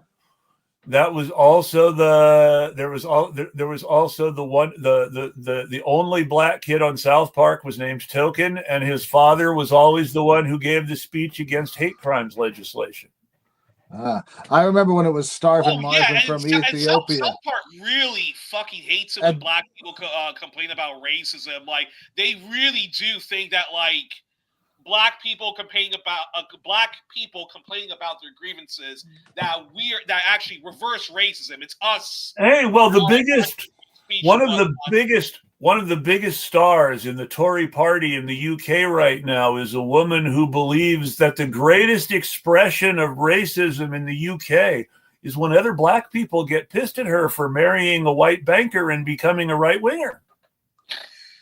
She's leader of the opposition now. She won. Kemi Badenoch. Yes. Breaks my heart. Really breaks my heart. And it's wow. That's a hard position to stand on. But all that being said, but doesn't that explain? And why... not just any white banker. He works for Deutsche Bank. So if we want a right-wing Trump joke in there too, the husband of the leader of the opposition in the UK works for Deutsche Bank, which means Trump may owe them some favors. Certainly owes them some money. But doesn't that explain why so many left-leaning YouTube folks are, or the left in general? Because I even see the best of the left who doesn't engage in the kind of stuff that the Jimmy Dores of the world do, but why you'll hear a version of "we can survive Donald Trump" or "Donald Trump's not as bad as Joe Biden because of this and that," and just the constant minimization. I love this quote from the 90s because it's so classic American white supremacist rhetoric. I remember skinheads trying to say we're not racist, we just love our country in the 1990s. Now, in the 1980s, it was we're not from the KKK. It was we're not racist. We're just a whites only club. In the KKK's whole original. When was it now? I'm trying to get this right now. Which version? There's a couple of them. No, okay. So it was the American Legion. That's the one that I was thinking of. The American Legion rebranded, basically took the KKK National and rebranded KKK politics as 100% Americanism. Yep. But what it meant was that KKK members under the auspices of the American Legion were being hired out as strikebreakers to beat up communists. Yep. I remember watching a documentary about white, about white supremacist group, white nationalists, whatever you want to call them. Michael Moore was one of the people who was like approaching all of these white supremacist groups, and what was so funny in the end of the documentary was that, and the documentary kind of suggests that the reason why they've not won is because the KKK hates Catholics because they're like wasps. The other ones don't like this group because they accept Jews. The other ones don't like this one because they... So Michael Moore, at the end of the day, he asked them, like, you guys are not going to win this race war, right? So they were like, no, we can't. So I don't know. So let's hope that let's hope that once again the Christian right tears each other apart as the piranhas they are. Maybe there's hope for America. It's possible. I mean, it's always possible. The one thing that does give me a little bit of what I would call optimism is that despite all their whining otherwise, you're going to see a serious reactivation of Democrats, or at least Bernie Democrats, claiming to care about progressive issues again. You're going to see a spate of Democrats claiming to want to resist Trump again. You're going to see all sorts of progressive energy from politicians who shut up and behave themselves for Biden because Trump is in power again. And you're basically going to see a whole lot of resistance to the normal functions of government that wasn't happening before because of Trump. But you saw what AOC said. She was she was really tired of that, and she just wanted, keep it normal. I got a good thing going here. Yeah, well, got to go. Now she's got to go back. And now we've got a bunch of people, and we do have some people act like an opposition. Yeah. We do have some people who are whining. They're saying they don't want to protest Trump because people protested Biden and Harris. But it's like, no. It's actually, I'm glad you both mentioned that, because one of my biggest fears, this is why I really did not want a Trump victory, apart from his grotesque far-right politics, which brings nothing to the party. But one thing I really, really hope does not happen with Trump's political comeback is I really don't want to hear when Trump does evil shit, as he will do both at home and abroad. I don't want people to be constantly like saying, well, Obama did that, Joe Biden did that, Kamala Harris did that, so why do you guys care about it now? And Well, and I really, I'm praying to God that the Democrats don't resurrect anti-Russia scapegoating. We should, well, DM me on Twitter and we'll talk about that, dude. Absolutely. We should definitely talk about that. He's I like what you say in the chat. He's a candidate. He was a former Pirate Party candidate in Kentucky. I can't think of his name right now. Ethan something or other. He's got a really good backstory. I've been trying to get him on, but I've just been so stuck.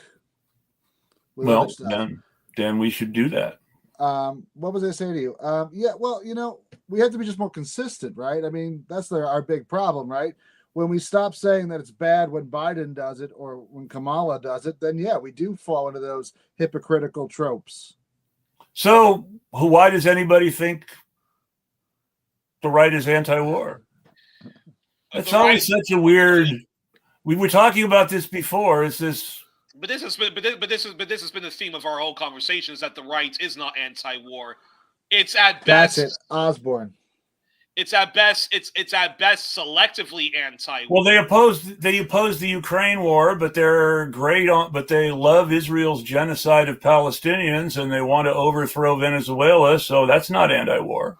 And they want to start a war with China. They want to start a war with China and Taiwan. And if you still support sanctions on North Korea and you believe, and Cuba, let's not forget sanctions on Cuba. And this is not a controversial thing to say, but 99% of the stories we hear about North Korea are from bullshit defectors who have to lie in order to escape. And Biden's Iran policy, which has pushed us so close to a war in the Middle East, is Trump's Iran policy continued uninterrupted. Well, getting back to Cuba, I mean, yeah, Trump was the one who pulled. I mean, Obama's one of his more moderate and brighter sides was that he was equalizing relationship with Cuba. Yes, Trump set us back to like 1970. With his Biden has them. been even tougher on Cuba than Trump, just like he's been even tougher on Iran than Trump. Biden has done as much to undo Obama's legacy as Trump does, except when it comes to illegal immigration, where Biden has almost finished building Trump's wall and deported more people than Trump. Now we're going to see Trump deport a bunch of people who Biden has made vulnerable to Trump at the end of his term, because Biden really, really wanted to just take that temporary protected status away from a few more Haitians before he left office. Also, Venezuelans. But then that leads to something very, very important, and this kind of goes back to the debate we had, I believe it was 2 weeks ago, right? Which is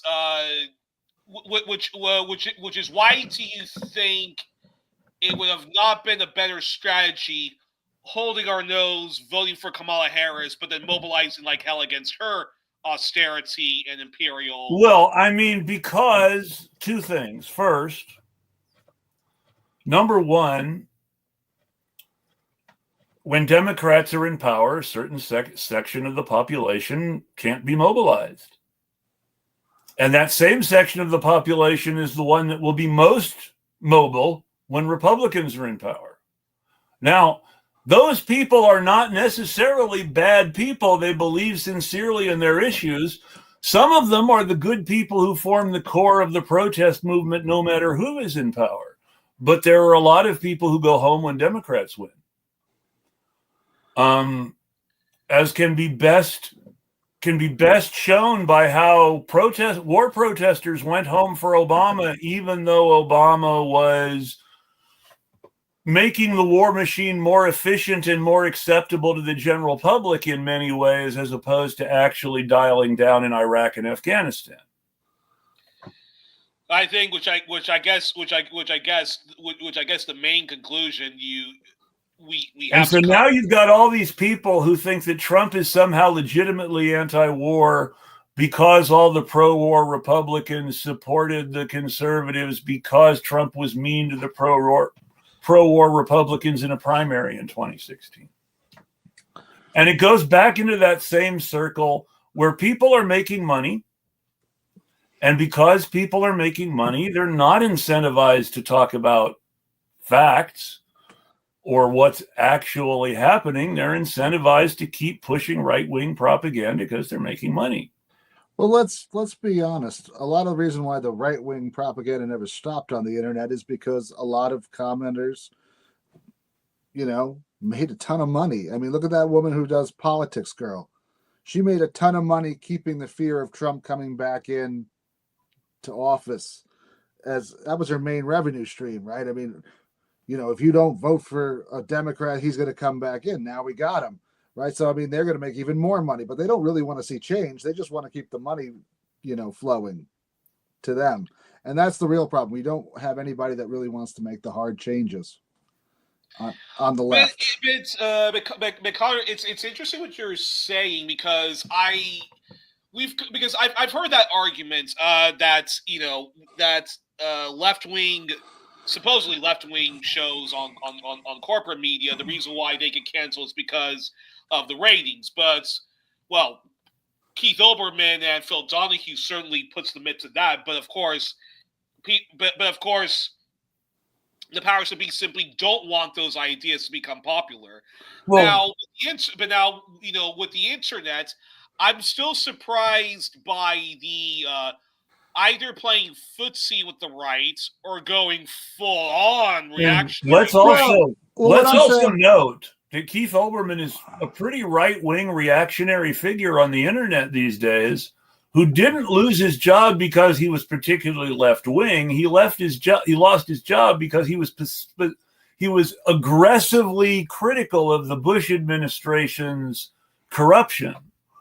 And the Democrats are not exactly immune from corruption, which is why there was no real move to rescue him. It's like Donahue. Donahue is a committed liberal who's been anti-war for years and whose idea of conversation has always been to try to democratically involve other people in the conversation he's having. Whether you really like his format or not, it's very democratic. But that being said, I may not agree with everything TYT does, but they have a huge audience. Right, but this is how they like it or not, they have a huge audience. Now you look at Jimmy Dore, and you saw how people. But you look at how Anna Kasparian has mainstreamed anti-trans politics using her anti-poor politics too, using her TYT platform to pretty much, undermine anything they've ever said they were for politically. They supported the most reactionary wannabe Donald Trump candidate for mayor of Los Angeles a few years ago, who is very anti-homeless. Yeah. Well, the other thing is, but look, I mean, to me, the problem is that until we have some real actors that want to get on the left, that have the ability to really mobilize in a meaningful way, we're going to get these grifters that, play on the edges all the time, use whatever controversial issue they can to siphon that money out and just put it in their own pockets. And once it's in there, that doesn't support anything. That doesn't get us going anywhere. We need more groups that are willing to do mutual aid, get into these communities, focus on making real change. Considering how both parties are going to be doubling and tripling and quadrupling down on austerity for as long as our multi-party system continues to stagger on, mutual aid and taking care of each other is the number one priority. The number two priority is they're going to use violence against people who are trying to take care of each other, and therefore mutual aid organizations also have to organize for community defense and defending their members. Mm-hmm. I mean, look at that. Yeah.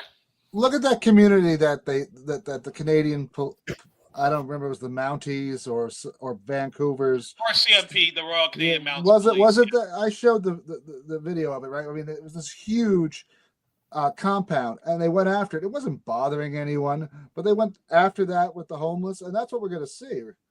You know, we need to really focus in on those issues, because Arm the homeless is becoming a really important priority.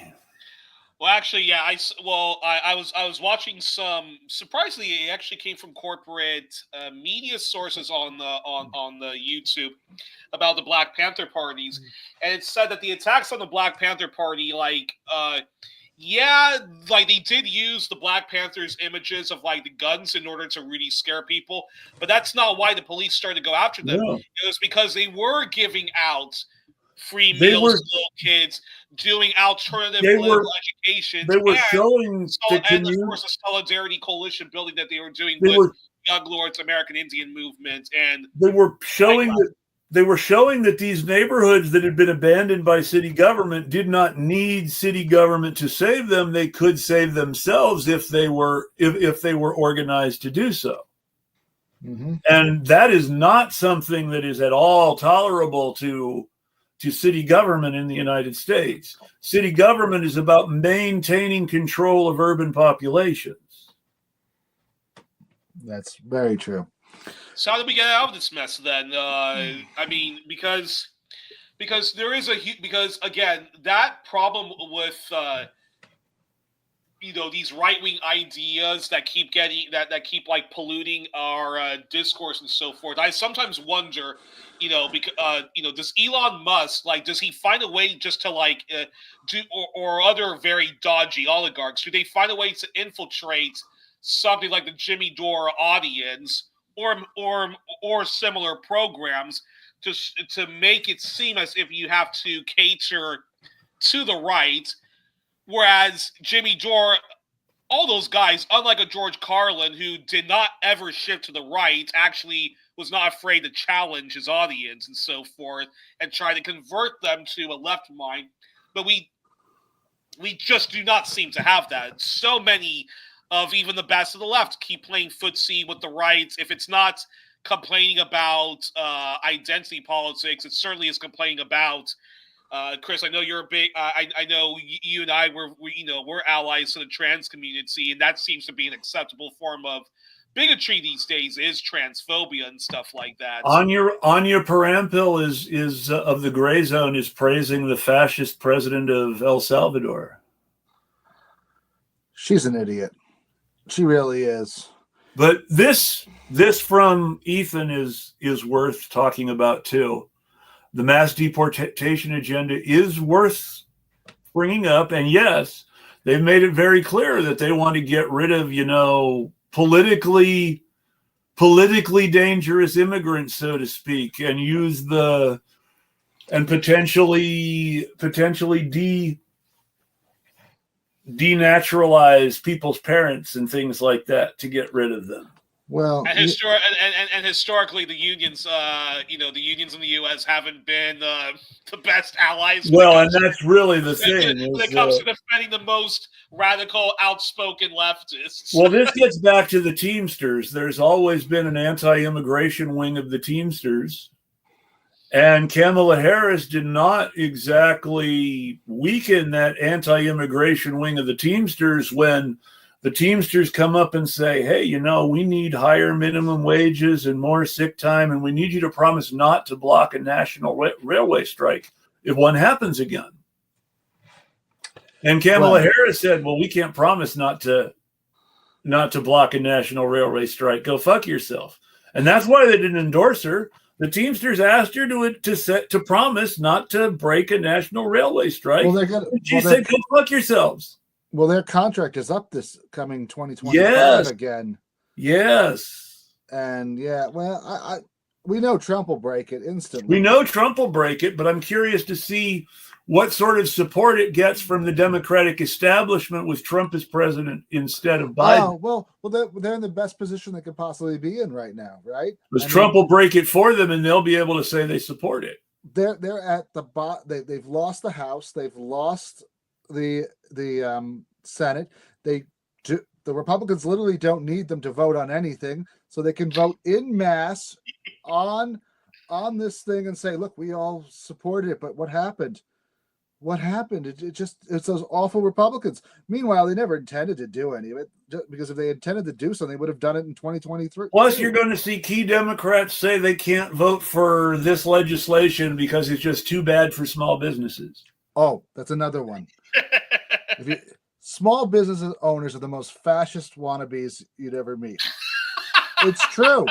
You go into a community, right, where they cough landlords. They are not just landlords. It's the guy that owns the mom and pop store. I mean, he's perfectly happy with saying, I don't see the problem with the fact that my employees can't make a living.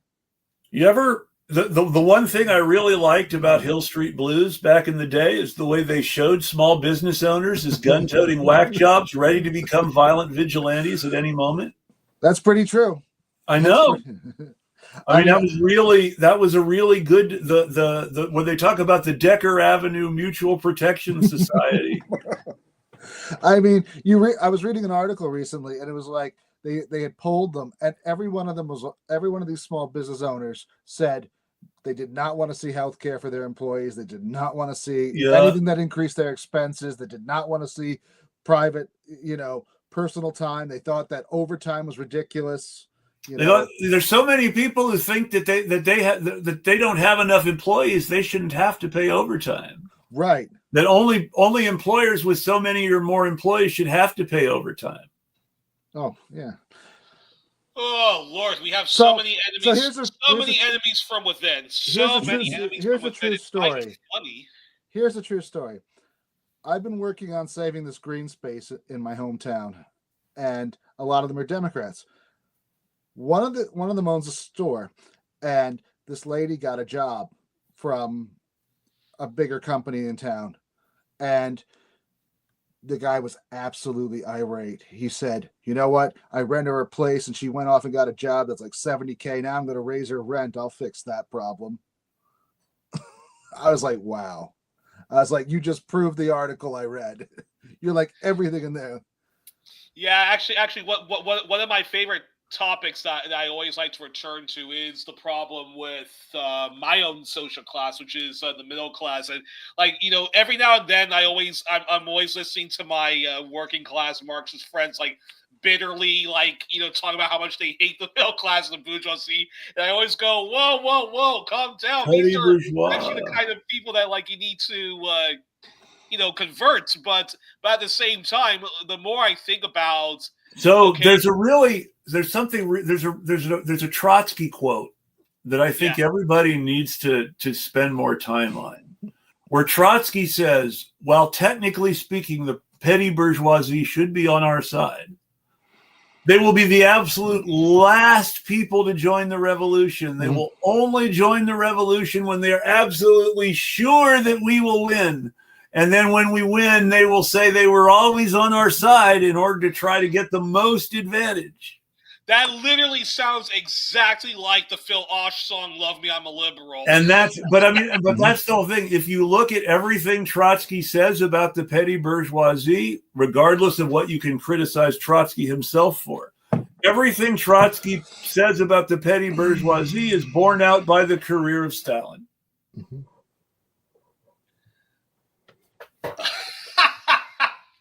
Well, or more importantly, because Stalin was a petty bourgeoisie seminary student who became a communist.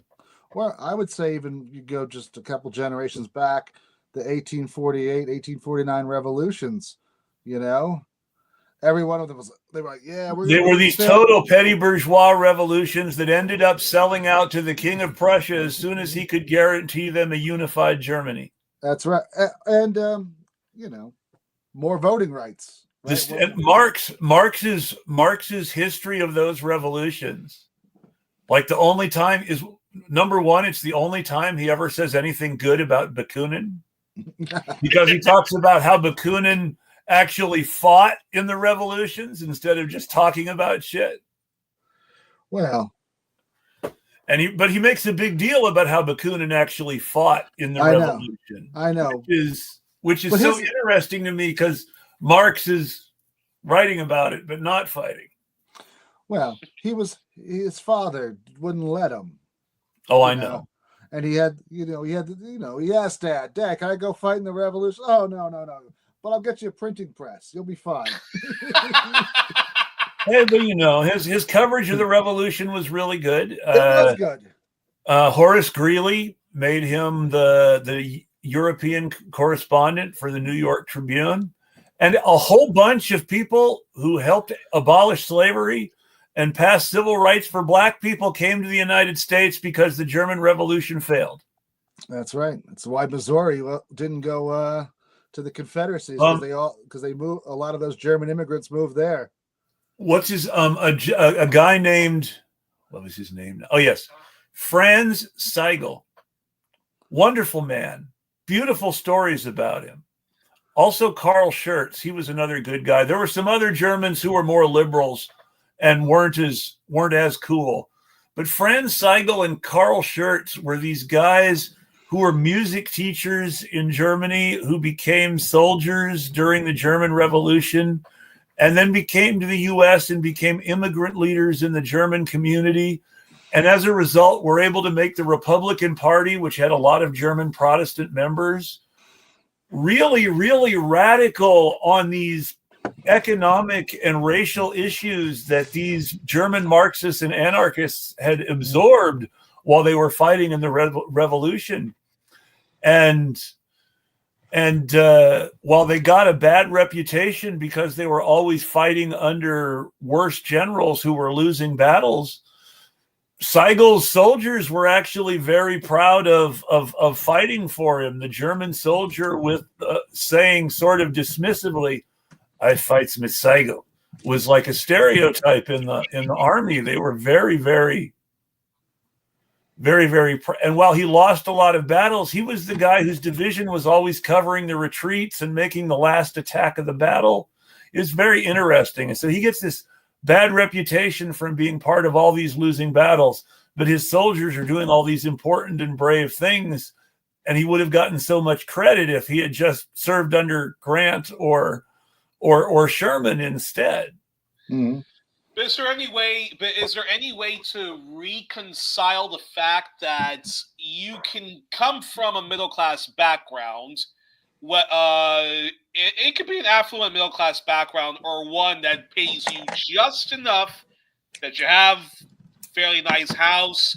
Your parents are paying for you to go to your middle school and your high school, but college you have to go into ultimately debt.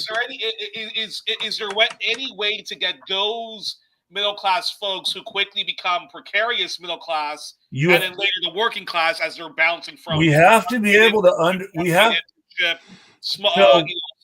small job at a supermarket or a bartender to join revolutionary working class forces. Part of the problem is we tend to focus too much. Hey, the Khmer Rouge had this problem. We tend to focus a lot on good or bad classes instead of good or bad politics. And what matters is not the class origins of people or movements, but their class character. Oh my God, you said something very similar to what a friend of mine from England I was talking to the other day because and she literally said a version of what she just said. She was like saying, Youri, look, I mean, because I was asking her like what class does she consider herself. She was like, look, it doesn't matter. There are awful rich people and there are some good rich people. There are awful middle class people and there are some good ones and there are some very regressive, awful poor people. We're all people. We all have to just find those good people to just come together for a better world. I said to myself, that's the thing. Is like a true Marxist. the first step of any working class the first step of any proletarian revolution is to define and organize the proletariat. Now, the problem is that defining the proletariat is something that is done based on time and place and political situation. In in 1960s America, the proletarian was the middle class, but socially, the proletariat was the middle class black person who had been denied social mobility. It wasn't just that we organized black folks or that we organized black folks along lines of labor, is that there was an attempt to organize a black labor aristocracy along the model of the white labor aristocracy. The garbage strike in Memphis was black people trying to get the same union rights that white workers had got in other places. Well, like the garbage strike in New York, that was a few years later. That was mostly white. Yes. It was much more effective. Yes. Because again, they cracked down much harder on the black union leaders in Memphis than they did in. I mean, even though both of them were wildcat strikes, the one in New York only took 9 days to end the whole thing, because turns out that upper middle class white people on West Park do not like stepping over garbage bags. And the black middle class had a working class character, because despite the fact that they had middle class economics, who were the black middle class in the 1920s in Washington, D.C.? They were politicians and rich people's butlers. Yeah, that's right. Duke Ellington had a middle class upbringing because his parents were well-off servants. Well, there was that. Well, if your middle class status is based on being of an inferior class to a rich person, you have a pretty good working class character, even if you're not technically working class. Well, Miles Davis also came from a middle class background. Doctor. Parents were, I think his father was a doctor, interesting enough. Doctors are more complicated because doctors can end up becoming the bourgeoisie very quickly. Look at all the American politicians who are doctors who made their money off Medicare fraud. Bill Carson. No, I don't know if he did that. Ben Carson. No, the biggest guy. What's his name in Florida? Rick Scott. Rick Scott, yes. But was he? Rick Scott made massive amounts of money off Medicare fraud. But he wasn't a doctor. He was just he ran an insurance company or something like that, or a billing company. But he was defrauding everybody. Yes. Doctors. And Newt Bueller, a politician here in Oregon named Newt Bueller, who ran for governor and was in Congress for a while, was in our state Congress for a while, was a doctor who became a millionaire defrauding Medicare. And then joined the bourgeois. And then not only that, but there is, of course, the hierarchy in the medical world where the nurses, mostly women, treated like shit, subjected to lots of sexist abuse, sexual assaults, and so forth like that. Paid shit, unlike the doctors who a lot of them, I'm not saying all doctors are like this, so doctors do not get offended, but a lot of times, I think we've all experienced that kind of doctor who's a goofy, half-educated, empty white coat pencil push. There is a wonderful guy on Twitter and Blue Sky, Dr. Ron Chusid. He is actually one of my oldest acquaintances on the internet. I knew him before I was on Twitter, when I was blogging in the Obama era. Okay, interesting. He used to run a blog called Liberal Values. It's still around. He doesn't blog very much. He's more active on other media now. He still does some stuff on Twitter and Blue Sky now and then. When Obama was president, he was against single-payer health care. He would have liked Obamacare to be better, but he was against single-payer health care. He thought single-payer health care wasn't fair to doctors. Why not? He's a doctor. However, between 2016, the 2020 election, and COVID, he is as vocal as any communist on things like anti-pandemic measures and universal health care, because he's learned. He's seen how all the other people in his profession who just wanted to make money messed up COVID and healthcare. Yeah. Even with the Obamacare system in place that he had supported. So he's learned a lot from his mistakes. Well, yeah, and in order for the NHS to pass, back when it actually was a proper single-payer healthcare system, the Labor Party activists that basically had to explain to doctors, look, this is how much money you're going to be making under our system, unlike this for-profit system where, yeah, you'll make a lot of money, but look, you get the... Yeah, so, yeah. We'll let you take a full hour for lunch and have a beer. No, that's literally what they said to doctors to get them on board with the NHS. We'll let you take a full hour lunch and have a beer.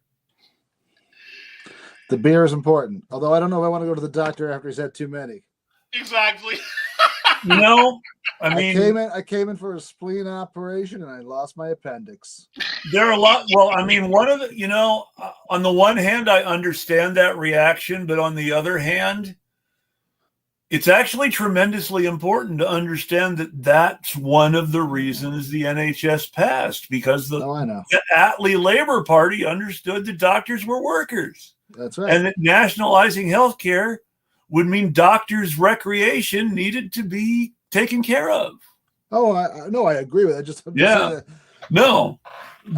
one of the many reasons I dislike Tom Clancy is because in his book Red Rabbit, he describes the British doctors taking their lunch hour from the point of view of a parochial American doctor who thinks the British doctors taking their lunch hour are being tremendously irresponsible about patient care because they put their human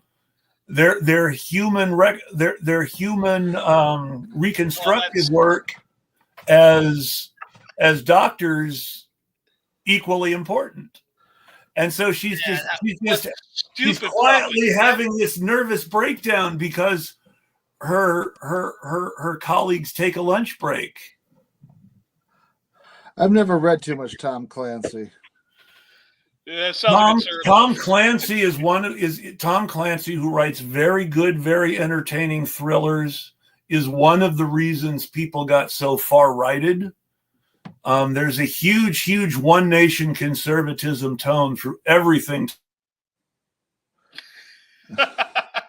More of an unreconstructed libertarian crank as the books go on. Unbelievable. Which is so hilarious that an unreconstructed libertarian crank works for CIA. Connor, you have to go. So right? I should wrap up. So what are everybody's final thoughts? You first, Connor. Yeah. Well, I think that we're screwed in a lot of ways. I think we're going to see a massive kleptocracy going on. I plan to see, all the stuff they did before, trying to get patents from other countries for all the skeezy, dishonest, selfish, crooked stuff. We're going to see lots of foreign business owners being wined and dined in Mar-a-Lago with American billionaires again. I expect to see a ton of really bad cabinet picks based on how loyal they are. He's learned from his last lesson. He's not going to take any. And I know that people said it's all going to be bad.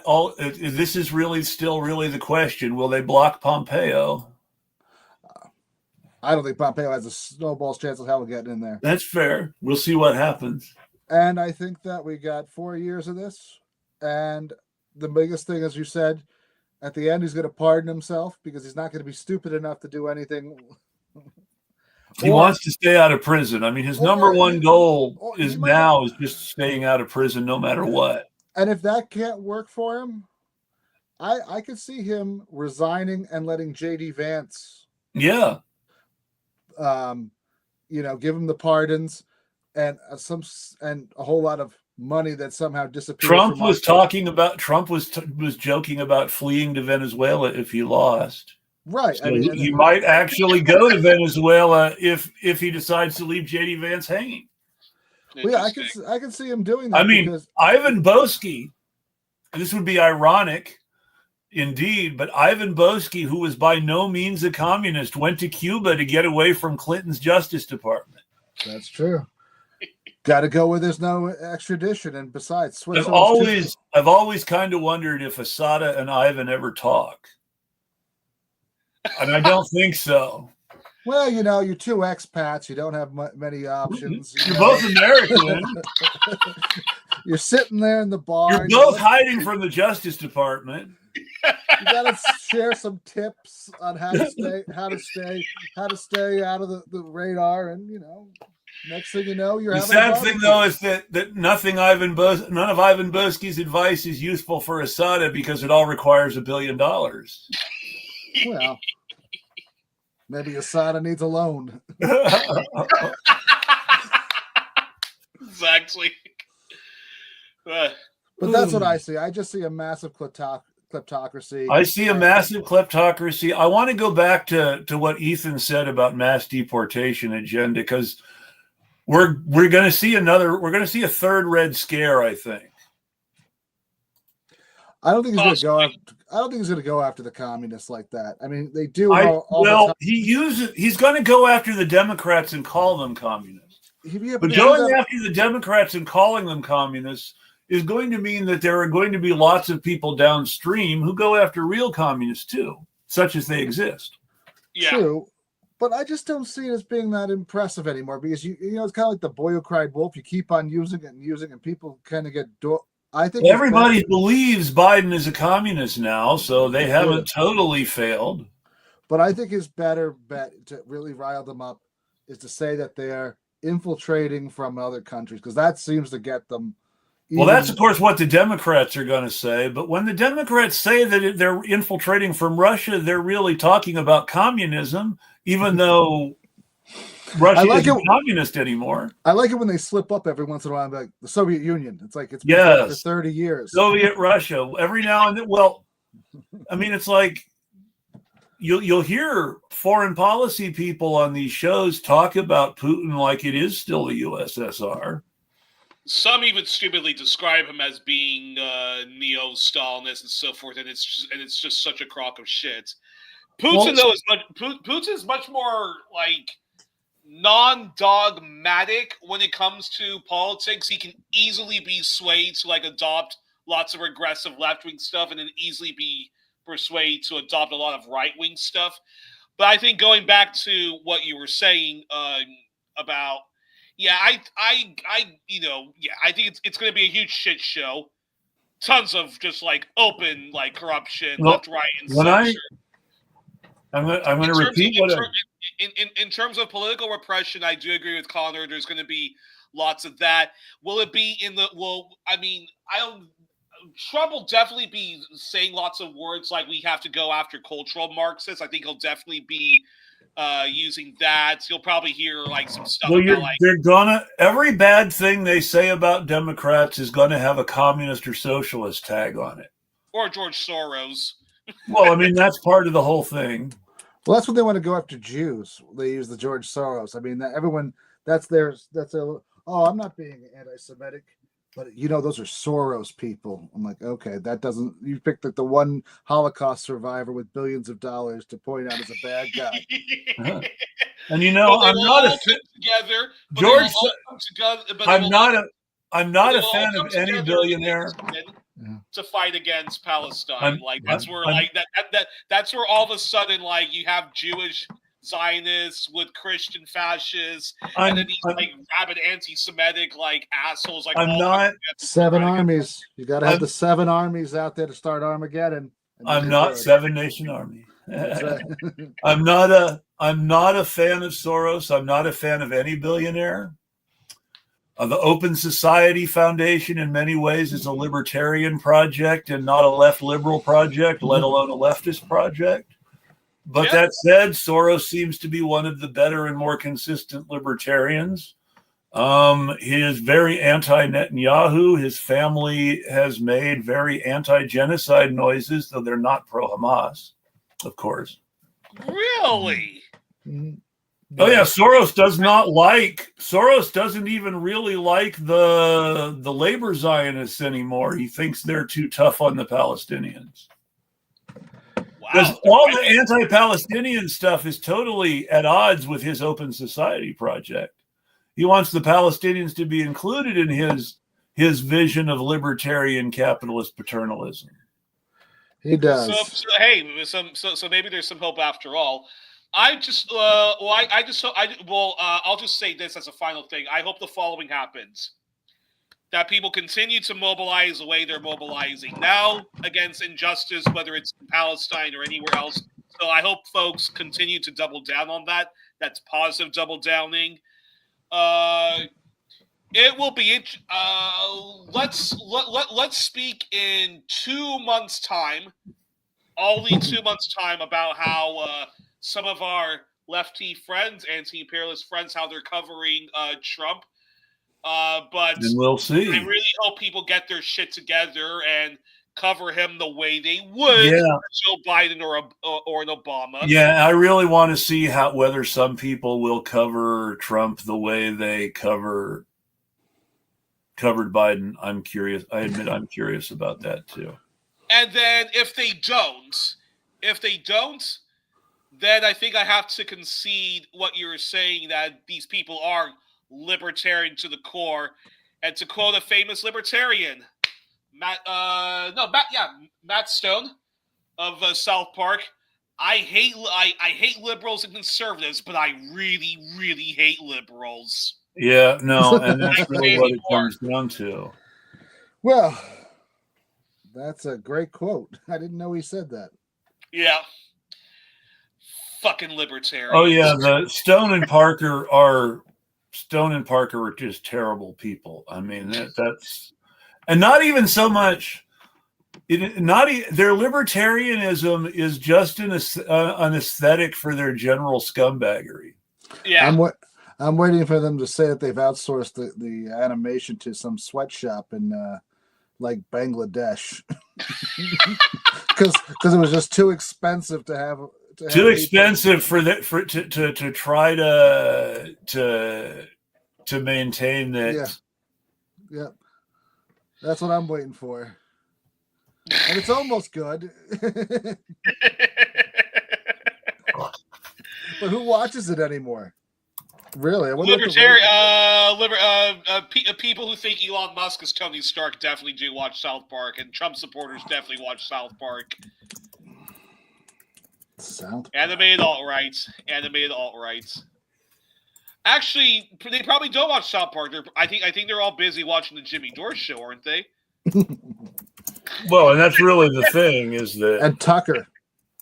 Yes. Everybody thinks Tucker is a socialist now. Yeah. Oh yeah, big old Tucker Carlson. He's taking on the big deep state. The man who inherited the Swanson money from his stepmother, not even his actual mother, his stepmother. And is still waging war on cultural Marxists throughout Latin America. Supports Milei. Always against Bolsonaro if he goes after Glenn. I will mention one thing, and this is just something that he'd let Glenn get liquidated in a heartbeat if it meant an interview with Bolsonaro. What's ironic about that, too, is that, and of course, Lula, I hate to give Glenn Greenwald. I hate to give Glenn Greenwald. We're all against the censorship of Twitter in Brazil. I hate to give Glenn Greenwald a tiny bit of credit, but Lula did support Milei's membership in BRICS while blocking Venezuela's membership in BRICS. Oh, Lula.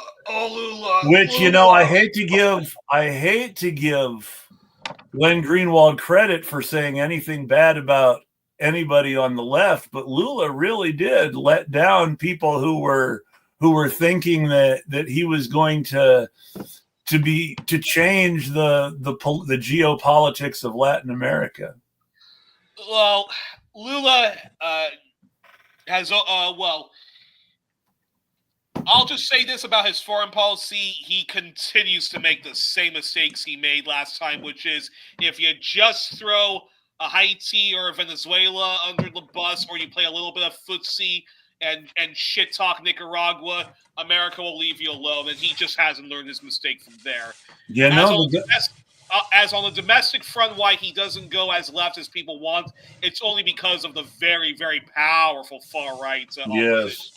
That's where I will be his lawyer and say, give him some slack on the domestic front, but on the international front, well, the international front, and he thinks that he can't make any domestic progress if the U.S. is trying to kill him or arrest him again. So, hey, I guess there is a point there on his part, but that doesn't mean that he's right not to do the right thing.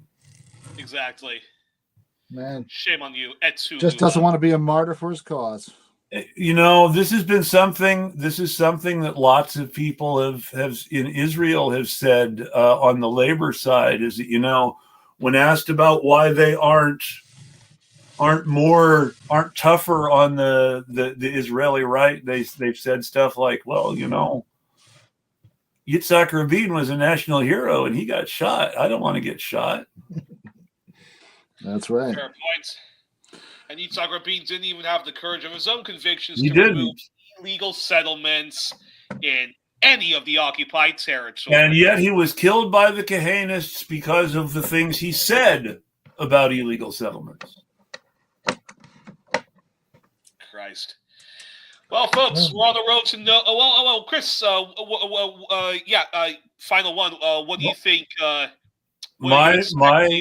My final thoughts are what they are where they are what I said before. I think that the most important organizing project is mutual aid, and that mutual aid organizers need to also be organizing for their own self-defense and the defense of the people they are trying to give aid to. Arm the homeless is not just a joke anymore. Defending homeless camps from the state is going to be kind of important. And that's really where I am. We're at a point where we're going to need to be able to physically defend people from state violence, and that will lead people to accuse us of being violent. Yeah, and this is where we're getting. And on that note, support the show if you can. We're going to need independent media more than ever. I'm going to try to keep telling the truth for as long as I can, no matter who is in power. I will tell the truth about Trump the way I have told the truth about Biden. And I will tell the truth about the resistance to Trump the way I told the truth about the resistance to Trump the first time around. And the main thing is that we have to fight against the problem, which is a corrupt system in the grips of the dictatorship of capital, and not the symptoms, which are the Democratic and Republican parties. Excellent. If you want to support the show, Patreon Eclectic Radical, Cash App Eclectic Radical, PayPal Eclectic Radical. Youri has a PayPal that you can support. Connor has a Substack that you can join and support. Please help us out if you can. We are all trying to tell you the truth about what is going on. Thank you. Good night. Good luck. Good night. Everybody have a great day, and we will tweet at you.